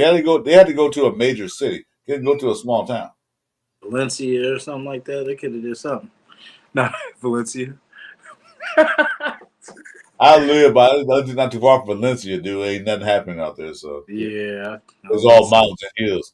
Can you imagine building a stadium on Cypher Hill? That'd be crazy. Shit. Bound to the Central Valley, man. Yeah, I was gonna say it was somewhere. Somewhere. You know what I'm saying? They could have put a stadium somewhere. You know what I mean? Somewhere. Yeah. I don't even pick on you, but what happened to your Fresno State, dude? They got walloped the other day. I know. I don't. Coach, man. Coach is gone. You know what I mean? That's what it really is. And dude, all the good players left. Sherrod, Magdalena. It's bad. I tell you one thing: one of the best college football game I ever saw when Fresno State played USC. When USC had Reggie Bush, that was one of the best college games ever. One of the best college I ever saw. Those are always good, though. Yeah, those are always That was a good. That's why that guy I forgot his name, but we got a Bird fan here. Go Birds! Which one? You got 3 birds in the NFL. You got the Cardinals, you got the Falcons, and you got the Eagles. What birds you talking about? The Ravens. And the Ravens, yeah. The Ravens. That's 4. That's right. Got the Ravens. What birds you talking about? I think those are Eagles, though. I think he got the Eagles. It's the Eagles. Yeah, I'm just messing with them. Hey, that's the only team playing that shit right now. Hey, Green, thanks for coming in, bro. Thanks for coming to our channel. That's funny. Yeah, hit them thumbs, too, for us, guys. Hit them thumbs, man, so we can keep this thing going. Hit those subscriptions. Make sure the PSA announcement. I'm one of your hosts. I'm the Chris Ford Radio Podcast. My link's down below. Subscribe to me, please. Help me out. And then right above me is Chuy from Chuy NFL News Podcast. His link's also in the channel. And above him is Radio Jason. His link is not in the channel. But go and subscribe to all 3 of us. Hit some likes. Hit some notifications. Because season's about 9 days away. We're going to get the season started. Not only just for the Raiders, but for everybody, even the Chargers, piano man. The season's about to get started. We're going to see some real live football. Can't wait. It'll be fun. And there's a lot of shit. Like I said, at first it was like, hey, I'm excited. Now it's like I'm a little nervous, man. I got mixed feelings on it. Got a whole lot of mixed feelings on this year. Yeah, it's all about what we do at New England. Because I'm saying they're kind of in the same boat that we are. So it's pretty much 2 teams that weren't too good last year, and I don't know. They're going into it with 2 quarterbacks too, which is crazy. They're going with Dobbs and Drake May. So and they got a good running game. Yeah, they got no joke. Yeah, they're going to sprinkle in Henderson. They still got Ramondre as number 1. They got Gibson as number 2, and they got Henderson as the number 3. So they got a pretty good, thing going. But I think Ramondre is kind of getting better from injury. So, we just got to handle business. stop whoever it is. Whoever it is, stop them before they even get started. Well, You know. they have Henderson. We had Genty. Mhm. Okay. Hey, honestly though, like They had I Drake was May. kind of thinking we could have traded back and grabbed Henderson because Henderson's a fucking damn good running back, dude. We could have. Instead of Besh, or you saying instead of Porter? No. No, like we could have addressed a different option than running back in the first. Ooh. You know what I mean? No, but Pete Carroll has mine on. He saw Genty. He saw Marshawn Lynch. Appreciate you, Chris. He saw Genty, Marshawn Lynch all the way.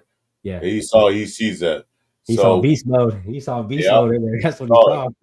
He saw it. He saw that. So like, no, I'm gonna trade him back. They had him to trade him back. We got You a know, cowboy. I want him too, but they didn't. We got a cowboy in the house, Chris 214, man. So the channel is lit. Appreciate you, man. He said I like because of that name. Right? I'm not a Cowboy fan, but I like because of the name Chris. 214. That's Appreciate right. you, man, stopping by. Thank you for coming by. Thank you, brother. Hey, you like what you see, man? Go and subscribe, man. We can talk about everybody. We're here every Tuesday. I'm not a Cowboy fan, but you know. But we did get Amari Cooper. So What's up with Jacob Myers? We don't know yet, Chris. They're still working out the details. We don't know. We probably won't know probably till this weekend. Hopefully, it's either he's here or we trade him. You know, one He ain't or the going other. nowhere. appreciate He you. ain't going nowhere. Thanks, Like, Chris. Appreciate that. that would be silly to trade him before the deadline. You know, if we were going to trade him, that would be crazy to do it now because his value would, I think, go up a little bit more towards the trade deadline. Yeah. If we were to, you know what I'm saying? Like just because of the timing. Because I feel like we should rock with what we got. If it doesn't work, then we can start trading people. But you know, we got to see what we got and put it all together. Put the best team we got on the field and just see what happens. And if we can, you got to think about it. I'm gonna cut you out. Jacoby Myers and Brock Bowers are Geno Smith's safety net. Because you can depend on Geno. You can depend on Jacoby Myers. Though preseason he missed that one pass that flew over his head or flew by him, and then he dropped one. That's all he had. But you got to remember that he don't drop catches. He catches everything. He's a safety net. So is Brock Bowers. Michael Merritt might become that too eventually because the way he's catching these balls in the pieces are like, whoa, okay, where did that come from? That's what we expected in your first year here. And we thought he was good when he first came too. Yeah, I thought he was, but the quarterback situation was horrific. Yeah, Bowers is a dog for sure. Yeah, for sure. Yeah, because imagine like with Coop, Myers, and then like say Thornton if Thornton kind of steps into that third wide receiver role, that would be kind of beastly this year. Which Thornton is showing like. Okay, at first I was like, man, we're not really getting too much progression out of him. But he did those two catches he did have, showed the physicality in him. You know what I mean? Showed that he can actually go out there and get physical. The one-on-one over the top for the touchdown. And then I think he was on a comeback route when he caught that. He caught it. Yeah. So we know he can get physical. It's just, and that's why I wasn't too mad about the Amari Cooper signing. Is the more vets to get in here and train these guys what to do, what not to do. It's not going to do nothing but boost the rookies up. You know what I mean? Because I mean, Jacoby Myers can only do so much. He can only show so much. So to get another vet in here to show a different kind of way, right? Exactly. Good. Because I remember Thornton's still raw. He's still raw, you know, to the NFL. But the catches he made, what he's capable of doing, you know, he got to tighten up his route running a little bit. He knew how to run route trees, but he got to tighten up a little bit, and that's why it's a good thing they bought a good route runner, a great route runner in Amari Cooper. He can show them the ins and out how to tighten that route running up. Chris, I was going to say, you hit that right on the head because that's what I think Coop coming in also will do for Thornton. Like we talked about a little bit with the route running, but like definitely that's something he will definitely help Thornton with. That was a good point. Definitely. He said it too. He said it out of his own mouth. I'm here to he said it today. I'm here to help. The young guys. I'm here to train these guys. So that's it shows already what kind of mindset he's in. He's in that leader mentality. You know what I mean? He's trying to go in there and be that's a real vet. A real vet goes in there and plays and shows guys what to do. So, like I said, man, to bring him in, a lot of people are mad about it. Yeah. But looking at it and all, bro, we need all the help we can get, especially out of a vet. Yeah, all the Exactly. help. That's Because gonna think be the about this too, game of the bro. year. Injuries come, you know what I mean? What if Myers goes down? What if Bowers goes down? Then what? Then what are we doing? Then we're kind of screwed because we don't even know what the hell we got out there on the rookies. You know what I mean? So I get why they brought Mark. It was honestly a smart football move. I know a lot of people are highly against it just because of what happened in Oakland. But Get over it. the dude had 2,000-yard receiving years in Oakland. Get over it. You guys get over that, Mark Cooper, what happened when he left the Raiders. Get over it. Remember, Devontae asked for a trade because he was unhappy with the Raiders. He left. Amari Cooper was unhappy with the Raiders going direction they were going in. He didn't ask to be traded. He didn't say, I want to trade. No, they just traded him out the door because Gruden didn't want to deal with that. They turned him out the door. So, yeah, I'm mad too. You know, what, you trade me away because I'm not really happy right now? I want to see different things. I want to get the ball more. No, I'm not happy. So you trade me away because I'm not happy. So he going to have things to say. He was 23, 24 years old. He was a kid, basically a young adult. Yeah. Real talk. Chris, Aiden O'Connell, he had, 4 or 5 turnovers in 3 games? Yeah, that's pretty bad. It's not one on the bridge. He's just not fit for this style of offense they want to play. He's not. What the one guy called him, he had AOC. I forgot. I think it was Ardell. No, Ardell. It was Bueno said they gave him a nickname, but he had concrete shoes on. Desperate moves right now, I think. And they're doing it out of, we got to sign somebody. You know what I mean? Kenny Pickett, we had to sign him. I mean, what are we going to do? Jacoby Myers wants a trade. We got to sign somebody. So like I said, I'm on the fence with both of them, but you got to look at the big picture. You know what I mean? That's not all. Now, question: What corny ass moves are they making? Give me one. You know, the only times he went to the playoffs was with us. Damn, Jason, you really in the last dark. year. Oh, what are you talking about, Jason? Jason, you really in the dark, man. What's happening? My bad. I was looking up something. And you know, the only time he went to the playoffs was with us in 2016, and then last year, I swear he went with Dallas one time, but I guess not. It's the Cowboys at the end of the day. Yeah, you know how they move, man. They choke artists over there. Tony Romo, man, it's the curse. Yeah, hey, Ja, what's up? Ja, what's up? What's up, Ja? That's what I thought. I touched about earlier. That's what I thought it was, but I'm not going to talk about it right now. I'll talk about it. I thought it was. Right. What's cracking? Yeah, it's a Kenny Pickett and Amari Cooper corny moves. Why? Okay, explain why Amari Cooper's a corny move. Because I think they need a veteran in a wide receiver room. They got one. Kenny Pickett is way better than Aiden O'Connell was. Aiden O'Connell's hurt. Do you want to start the season with Geno Smith? Some happens he had to come out the game. Do you want to trust Cam Miller to run the team? The dude is still raw. You still got to learn. You can't just throw a rookie that came from not only a D2 school to come and run an NFL team. You saw what he did in that one. You saw what he did in that one game. It was like Cam Miller's been a starter. But then the next 2 games, what do you do? Didn't look that good. You still got a lot to learn. So you bring in a veteran. You bring in a proven veteran. This guy is 6'3", 220 pounds that can run, can get out the pocket, can throw the ball. Granted, he had a lot of interceptions, ratio to pickoffs. But you know what his record is in the NFL as it stands right now? He's 15-10. He got thrown to the fire with Pittsburgh. In the fire, like first game of the season he started. Right? He's still raw rookie. No, got rid of him, got to get Philadelphia. Didn't play in Philadelphia at all. Plus a couple of gimme games that were blowouts or whatever. He's still raw meat. He's still red, man. Yeah, he's still red. Took a knee in Super Bowls. He can say one thing A.O. O'Connor can say. He got a ring. Got the ring. Although he didn't do it, he needed to contribute. Geo Max, man. Geo Max is talking that shit. We got to ride and die with the 53. It is what it is, man. Yeah, exactly. exactly. Yeah, we are where we are with this roster. You know Yeah, what I'm saying? go Like Raiders. we'll see what tomorrow shakes out. Because when we cut people, I actually hope that we don't get the same people on our damn practice squad. I hope we're plucking players from different teams that they don't want to let go. And we Raiders, man, we supposed to be robbing them of their silver and gold.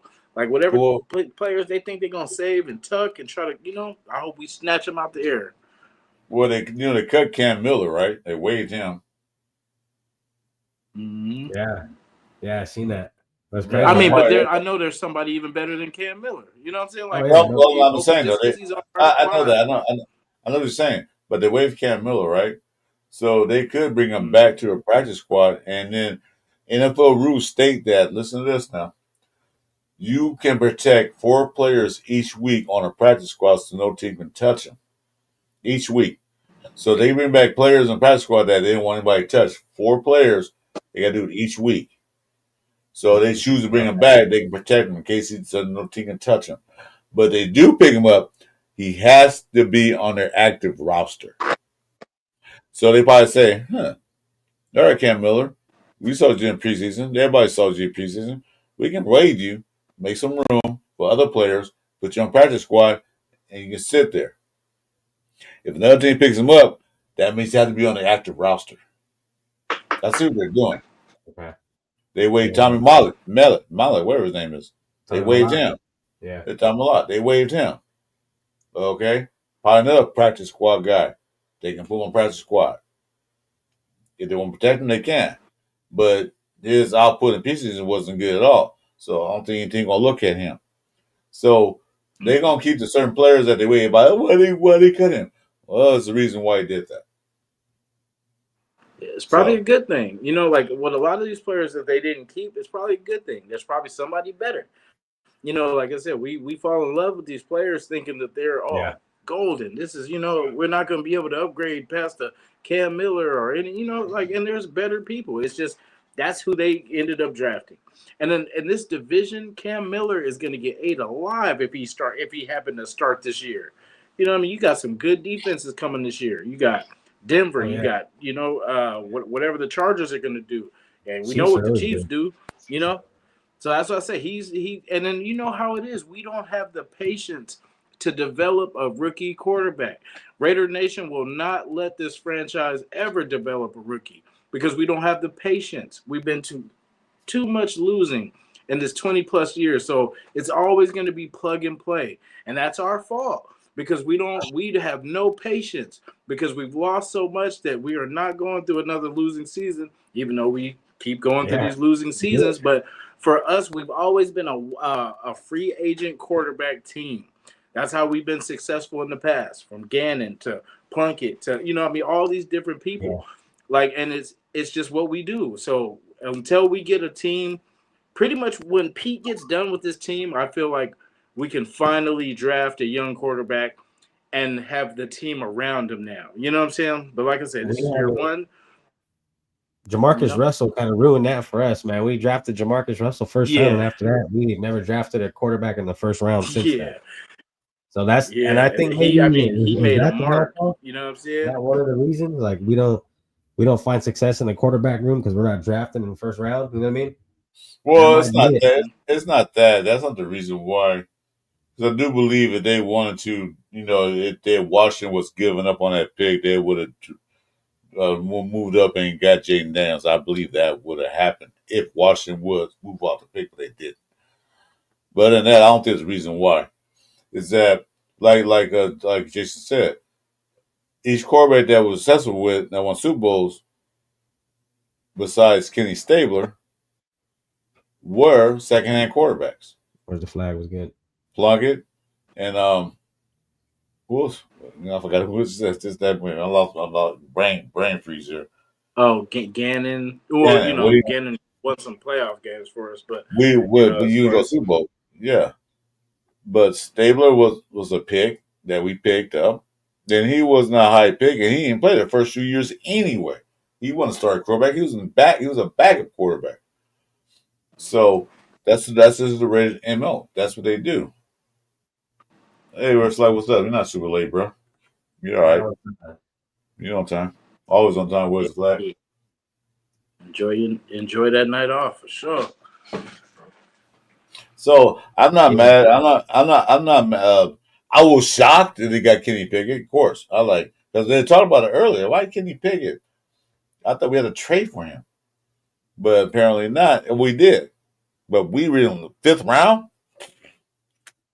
It wasn't a 1st round pick or a 2nd round pick or a 3rd round pick. It was a 5th round pick, and then we got an extra 4th round pick from your boy Murray. So hey, who won?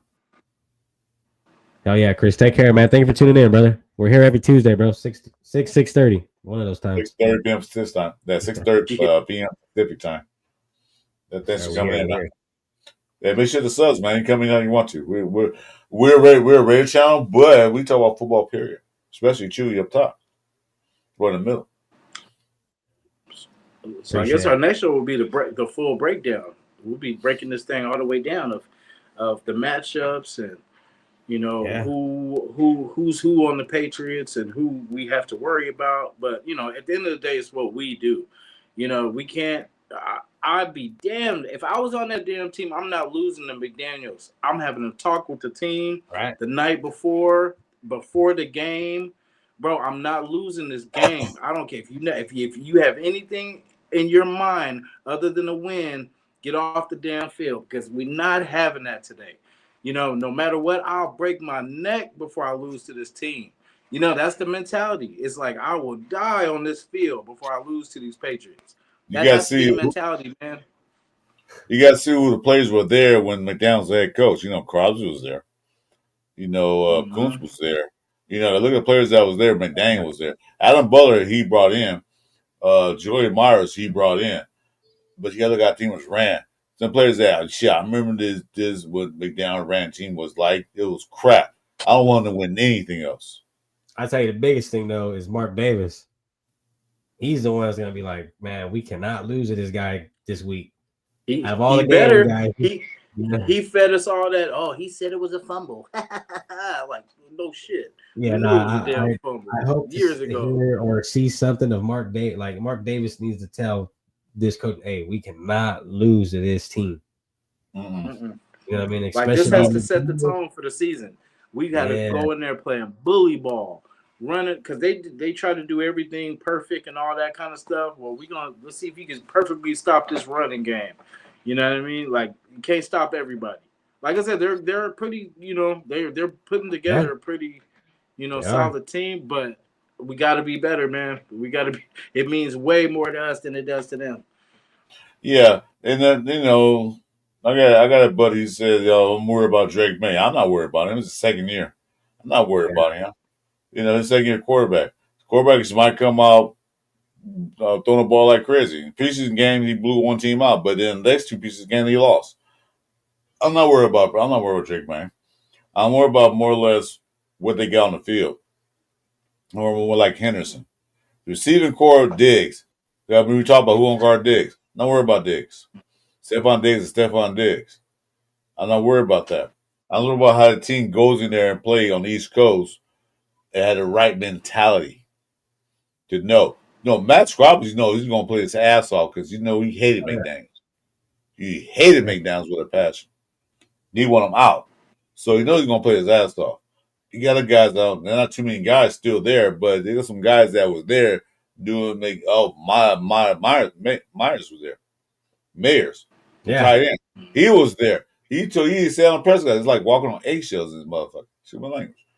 But, they got guys that say, man, no, we're not letting your punk ass beat us. Yeah, I'll give it to you if we lose it to the Patriots, man. That's gonna be sad shit, man. He said if we get beat by Drake May and Josh McDaniels, then you'll see the corny shit I'm talking about. El Nomad, I haven't checked out any college yet, man. But yeah, I'm gonna have to check that out because that's something we do need. Hey, Dan Child, welcome to the show, man. I appreciate it. Yes, sir. Raider Nation, baby. If you like what you see, man, hit the like, subscribe, and the notification buttons. We here every Tuesday night at 6:30. It's called the Cover 3 Show. Cover 3. Once in a while, it's Cover 2 when one of the guys are out. But... It was Cover 2 for men, but we had to switch to Cover 3. Well, it was Cover 2 for men. You wasn't here one time. It was Cover 2 for a minute. yeah. I missed that one. Hopefully, it's Good never news. cover one. We hope not to leave anyone hanging by herself. Nah, man, we're Oh cool. yeah. Man. We From the we're 3 to good. the 2 to the 1 and to the 4. We might have Oh yeah, another, speaking of which, Chewy, stay after we finish because I got to talk to you about the things coming up. Okay. Okay. Yeah. contracts. Woo, talk them My contract, contracts. baby, was cracking. Let's go. Hey, don't make me go on Indeed, man. Post a flyer real quick. Okay. Don't make me the HR. Look, I'm on HR on one channel, Jeff's channel, and that's it. Don't make me the HR this channel, please. I don't want that job. Yeah, there you go. I just want to come here, do my job, and not get fined. That's all Yeah. I want to do.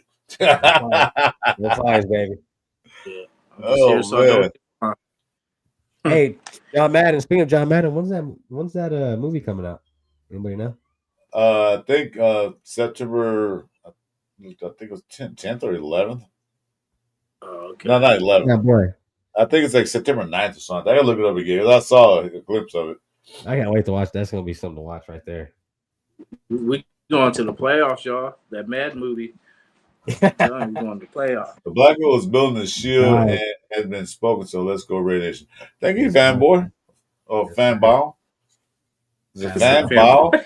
fanball? Yeah. Oh, I saw the BO. Fanboy. No, I just saw the B. I saw B. I didn't see the last letter. Fanball podcast. Okay.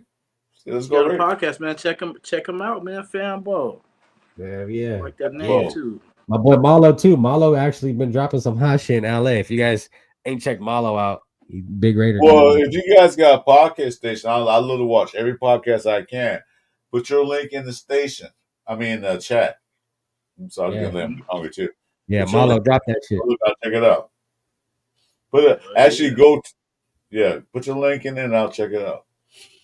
But yeah, so we come with 2 hours, man. What do you think? What do you think was gonna do? What we gonna do? So we Wow. gotta do the practice squad next. I don't know, they haven't done it yet. I haven't seen it posted because guys had to clear waivers first. Yeah. So it might take a couple of days for the practice squad to come out. So we'll see. Probably tomorrow or Thursday. Well, Yeah. can you guys give me 2 players that you guys each want us to bring back? Yeah, Greedy Vance and Terrell Edmonds. The Grievance coming back. Nice. Greedy Vance did his Dougie Yeah, out I'm there for gonna sure. say Edmonds. I love Terrell, man. That's tough work. And Lucky, no, not Lucky. Not Lucky. No, he's not. No, Lucky Ty's not going nowhere. Yeah. Don't you Because got that's no, what's the one I Don't you was got thinking? He did get, but I mean, I feel like he will get picked up pretty much on. Okay, hold I think he'll up. come back because he did good that last game. Hold up. I'm gonna put it up here right now. Give me a second. Campbell said Drake's gonna have a great year like Bo Nix. Hey, Bo Nix got some potential. I'll give you that. Oh shit! I see. His story is wicked too. If you guys don't know. I think the offense struggles in Denver. I do. I think the defense will be good, but I think the offense will be kind of stagnant. They got a good running back too, though. Harvey. Yeah, AFC West running backs are demons, bro. Mm-hmm.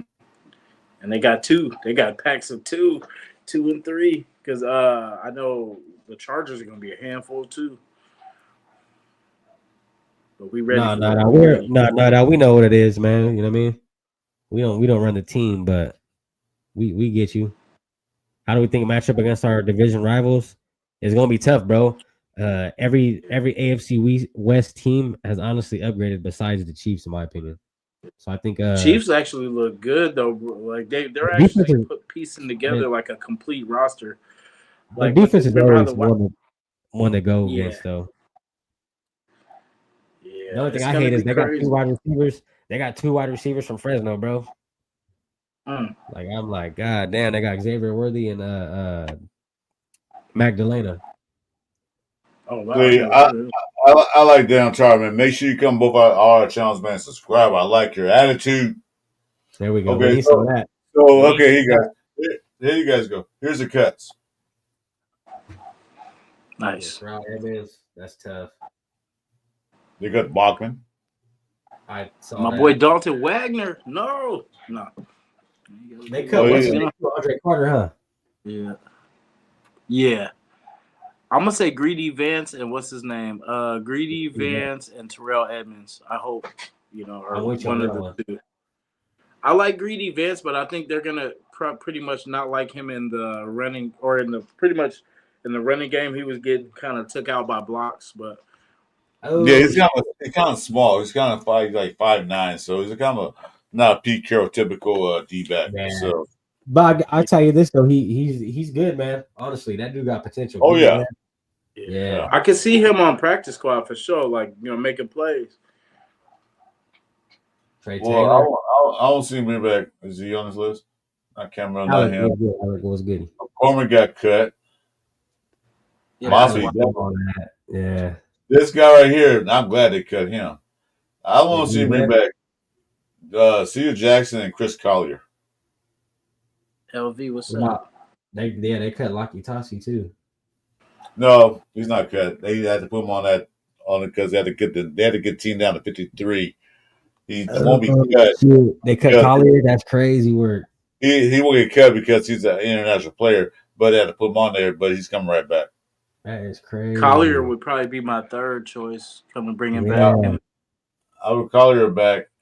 And Cedric Jackson was good too.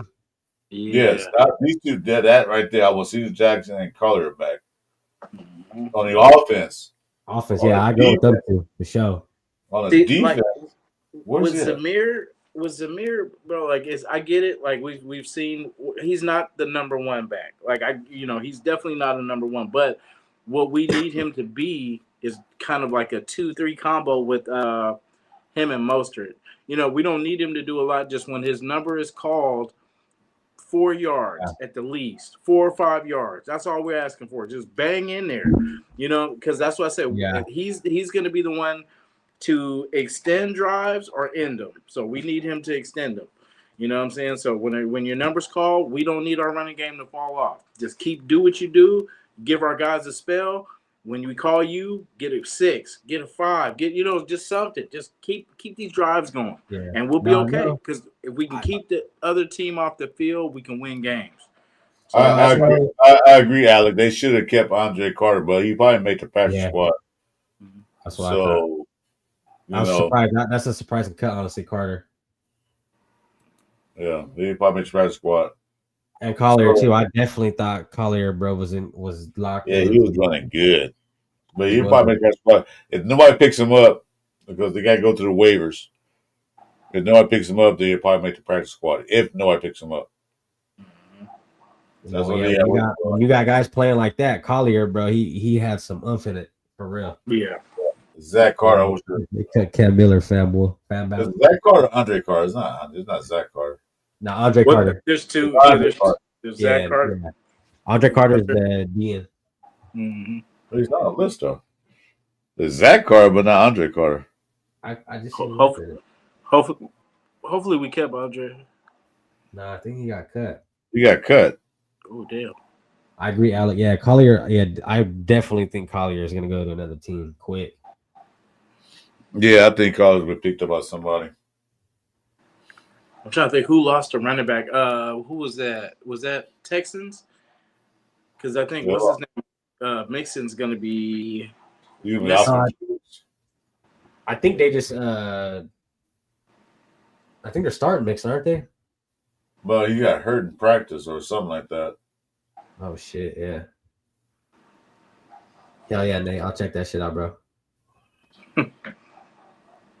Well, that's who we have on the list. I don't see Andre Carter on there. Wait a minute, did they cut him? I don't think they did because I seen Zach Carter on the list, but I didn't see because I think Dre was the good one, right? Yeah, he was the DN. He's the one that was. Yeah, Dre was. PFLs. Yeah, Dre was a defensive end. So Max Crosby, Malcolm Coon, Snowden, Wilson. No, they did cut him. He's not on the list. Yeah, I kind of hope Tommy Malott doesn't make this roster. Just as far as if we can't upgrade over a Tommy Malott, you know what I'm saying, then that's a damn shame. That's what I say. Like the people that we cut, I'm hoping half don't return and that we upgrade from other teams. Because that's the thing. We didn't draft them, but then if like it's a deep team that lets somebody go, like Philly, how Philly was kind of deep, and then the talent that they were picking up were real good talent. Just they didn't have enough room. That's what we need to be scraping for right now to complete our depth. Yeah, Thomas Booker was a really good pickup too. I think. I mean, I know he didn't have a outstanding preseason, but the way he was moving and getting those holes, filling those holes on the interior, that's what we needed to tackle. Yeah, we need that. Any help we can get, we take it. Especially when you're kind of leaning on Tyree Wilson. Is like, come on. Well, tell me what might make it to there because he's might be a punt return guy or a kickoff return guy. I don't know yet, but he might make it, might not. We'll see. You drafted him for a reason. So Tyree Wilson sounds like he records all the positive affirmations and he just repeats them every time that someone asks him a question. Dude, he's different, dude. Like honestly, is different for sure. It's like, how do you feel your power's been getting? Well, the more you work, like he will have all these phrases and he just runs them out, and it's just crazy. But I just hope he, his play. McCormick, yeah. I kind of seen that. McCormick, I think it was the health. Like he's good back, but I feel like Zamir was healthier, so that's why Zamir won that one. He had a couple of good runs, but he wasn't really running like I wanted. He wasn't running hard. I thought Chris Carter ran better than he did. Oh yeah, for sure. Yeah, he hit a little more motor in him. And McCormick was a fan favorite. Never got opportunity. Didn't get opportunity. Got hurt. So it's kind of like, dude, we were all ready for you, and then you just disappoint us. Yeah, that's what I'm saying.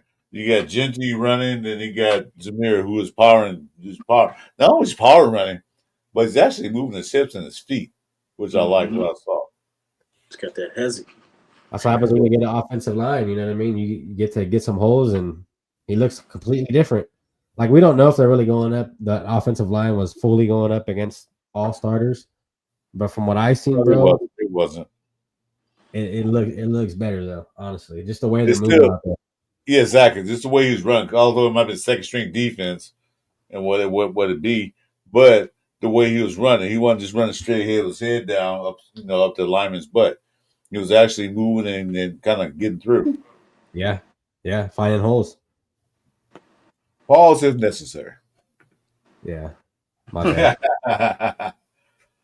Yeah, I don't see him on the list unless he got cut. No, he got cut. I think I seen it earlier today. I was pretty excited to see it. I remember that. Yeah, he did get cut. I'm pretty sure.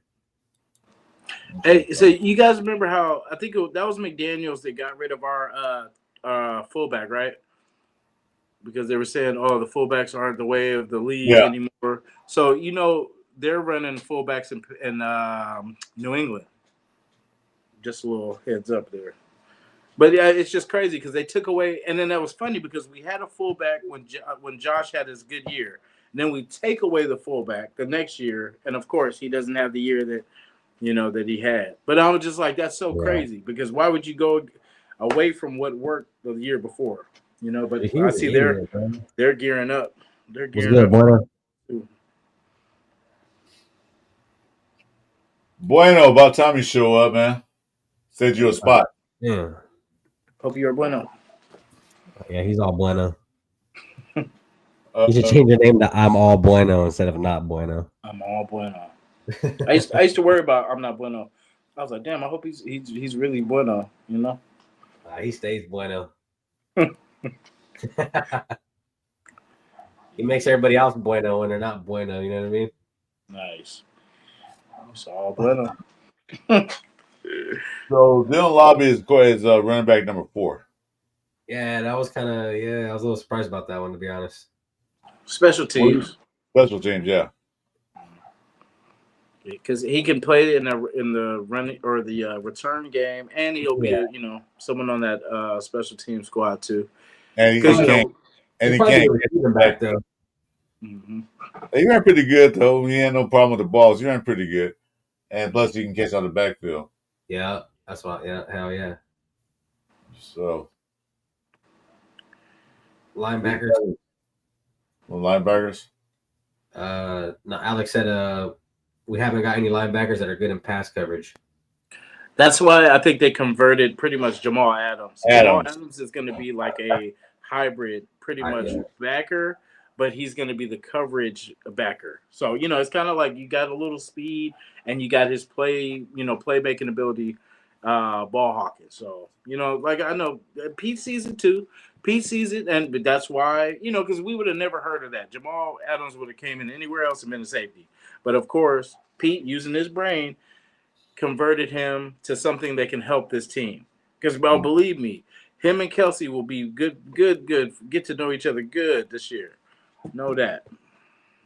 Yeah, I'm tired of Kelsey, dude. Oh, that motherfucker stays open. You know what I mean? Oh, yeah. Not for long. Not for long.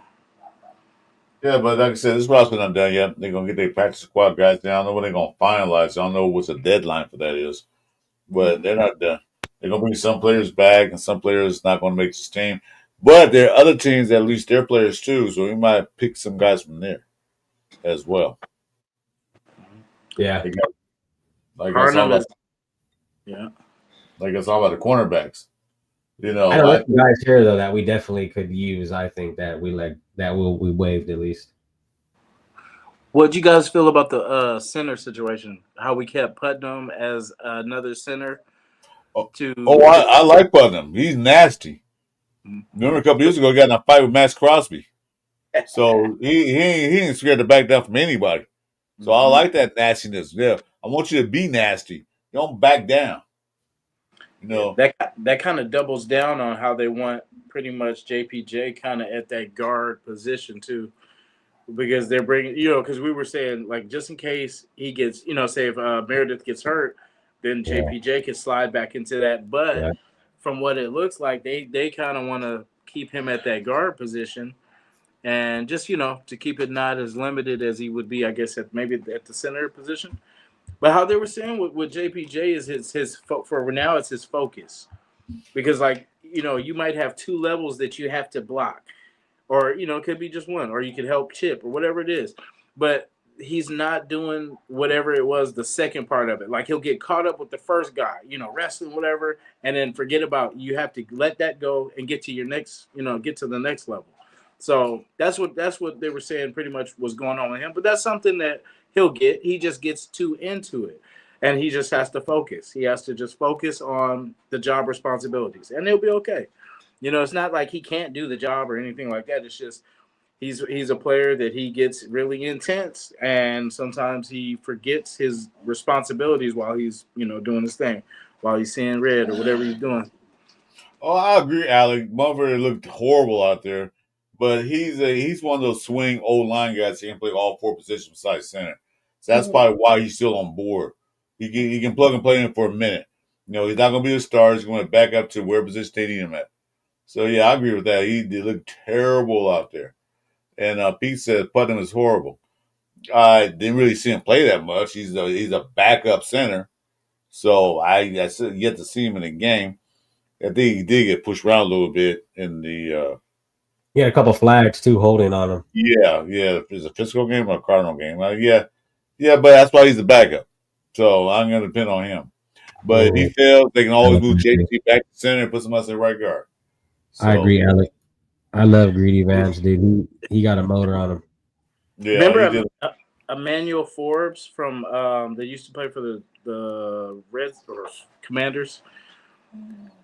He came out a couple. I'm gonna say if it was last year or the year before, but he was one of those backs or these defensive backs we were looking at too. And the reason he got cut because he was one of I think top 3 whatever, DBs in that draft or whatever. But when it came to the running game, he couldn't get off his blocks, so that's why they let him go. That's what I seen with Greedy Vance. He can make plays definitely in the passing game, but when it comes to run defense, he gets caught on his block because he's a smaller DB, so he kind of gets manhandled out there. But he can make plays in the passing game, but just I think for what Pete needs is someone that's going to be able to get off the block and then stop the run. So I think he blew a running back up, right, for a tackle for loss. And he had 2 sacks too. Yeah. So he definitely He can make get in there plays. for sure. Yeah. Yeah. So Yeah, Dylan Parham. I have faith. I have faith in this regime. Like I said, it's year one, guys. If everyone looks at this like it's year one and we're finally building the right way. You know, because like we are kind of in both modes where we're building, but it's also a win now. You know what I'm saying? Like he's doing as much as possible to add pieces of people that will compete right now. And like I said, we'll see. The first 2 games, we'll tell where we're going. Yeah. Promise you. Well, Night Owl said, be careful judging splash plays in the preseason. No, for sure. Oh, yeah, of course. But it's always about the way they move to me. You know what I mean? Like, I don't know. Greek Man's got a motor on him. Kind of reminds me of Max Crosby, the way, you know what I mean? The way he tries to pursue everything. Mm-hmm. See, but part of actually, Parham wasn't getting overpowered like he was last year. He built some weight, he got a little more muscles. Yeah, he wasn't getting overpowered as much. I didn't notice any overpower moves on him. Well, of course, he was playing against second string defense. He wasn't playing against a Chris Jones or anybody like that. We'll see. He put on some more beef. He got like about 40 pounds, it seemed like. Damn. Yeah. He was 287 last year, now he's like 332. Yeah. He's getting up there. Looking like Winnie the Pooh. Yeah.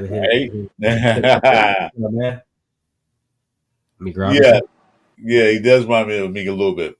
He's a little dog. He's out there just doing the best he can. He's like a fiery pit bull too. with Chihuahua's body. You know what I mean? Fiery DB.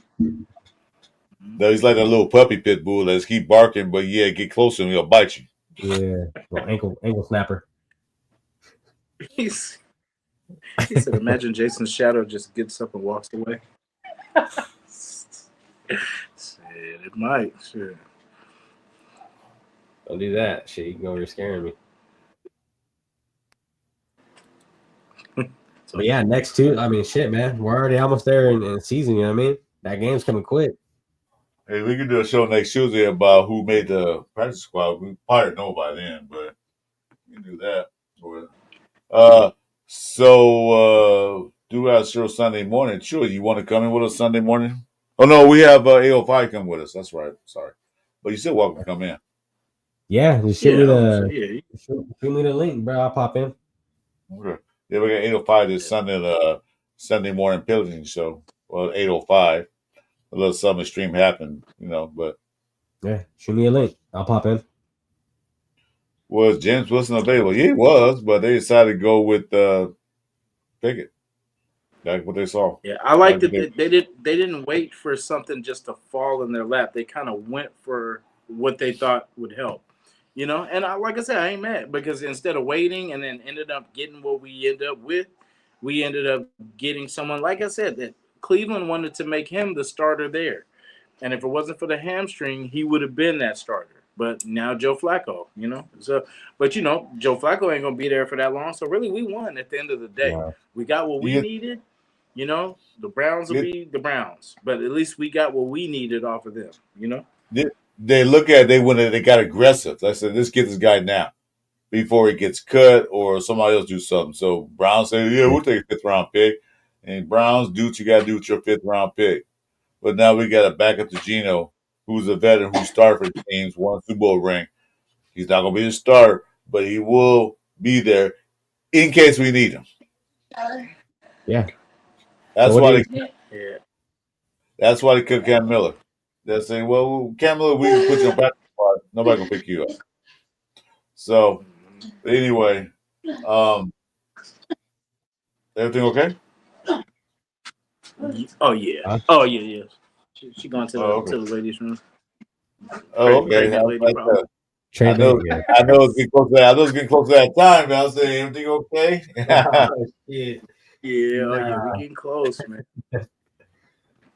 Yeah, congrats on that. And then I guess just a heads up to you fellas too, you know, just in case. But you know, wherever I am, I'm gonna try to pop in and see even if everything does go down or whatever. I'm gonna try to pop in. I ain't gonna leave you guys, you know, stranded. We'll talk about after the show. Well, again, we got things to set some things up. We'll talk about after the show. If you don't mind. For sure. Oh No, yeah, yeah. we It's want all good. we want the public in the chat get all disappointed. Like, oh, Jason ain't gonna be there. I ain't watching the show no more. I appreciate it, but yeah, these guys are even better than me, y'all. So I appreciate y'all. Oh, we're good. Because guys, in case you don't know, Mr. Radio Next Jason is expecting a little one coming up soon, on his way. Yeah, Yeah. quick too. Who is coming? I figure between like a week or a week and I'll say within 2 weeks, but I've been saying that for like a week now. So No, you oh can't shit, predict. really That. a week? Damn, I'm You gonna can't say a predict. week because yeah, true that. It might come tonight. You don't never know. She might go bathroom and say it's time. Like I'm in the show. You got to wait. Hold off. I'm in the show. Yeah. Hey, Everybody saying congratulations to you, brother. Yo, Max. thank Everybody you. saying congratulations. Appreciate that. Yeah, dude. Appreciate that, y'all. Yeah, it's coming at a perfect time. Our Super Bowl season, hopefully. You know what I'm saying?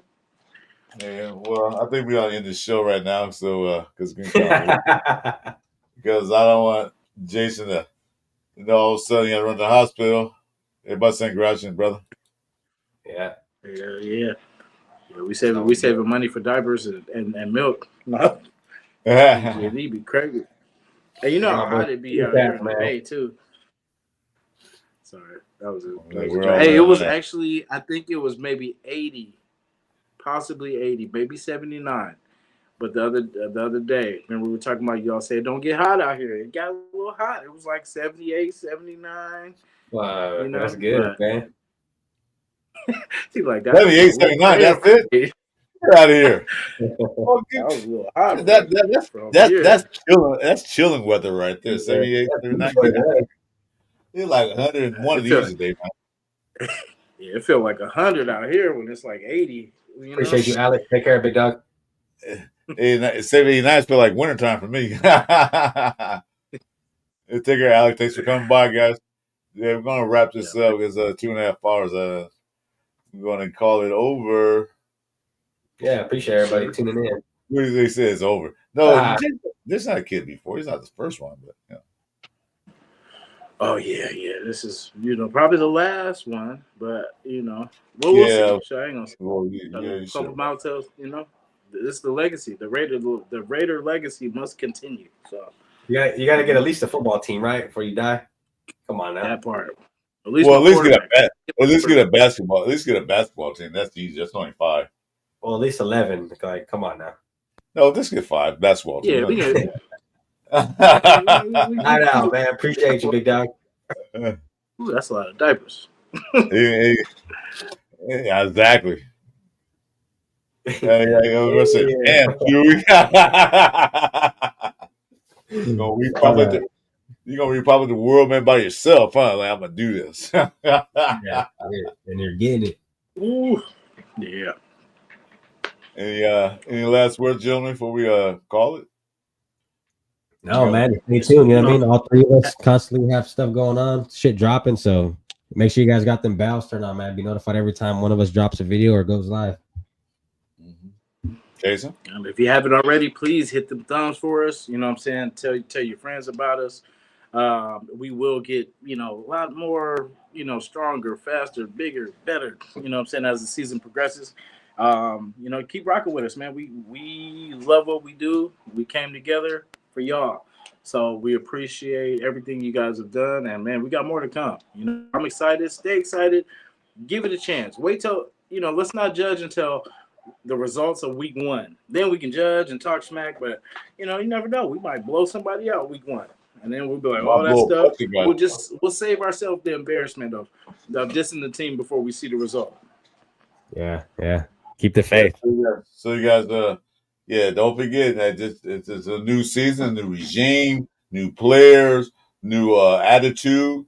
I know we expected a lot from last year. We thought that AP will be the man to take us up to that new level, but he didn't. But anyway, just let you know that we'll have a show Sunday. Me, Ray, and Jason. Our special guest will be 8:05 from Real Talk Nation. Join us for that. That's it. that'd be the last day we do a 10 a.m. show. We're gonna move up a little bit to 9 a.m. So it's at 10 a.m. Pacific time. Join us for that show. Chuy, we got coming up. Anything? Not much, anything? man. Just regular video drops throughout the week, and just the Cover 3 show. Pretty much Okay, it. cool. I might do some Patriots matchup type stuff, but I might wait for y'all. So I'm gonna see what's up. But anything juicy though, I'm gonna put out there. Then I got a show Friday night with my boy Jeff. It's a pull-up show. Everybody's welcome to pull up. It's Friday night starting at 6 p.m. Pacific, 9 p.m. Eastern time. That's on Friday night. So besides Jason Sunday, that's it. We here, baby. We here. So once again, let's go Raiders. Let's go.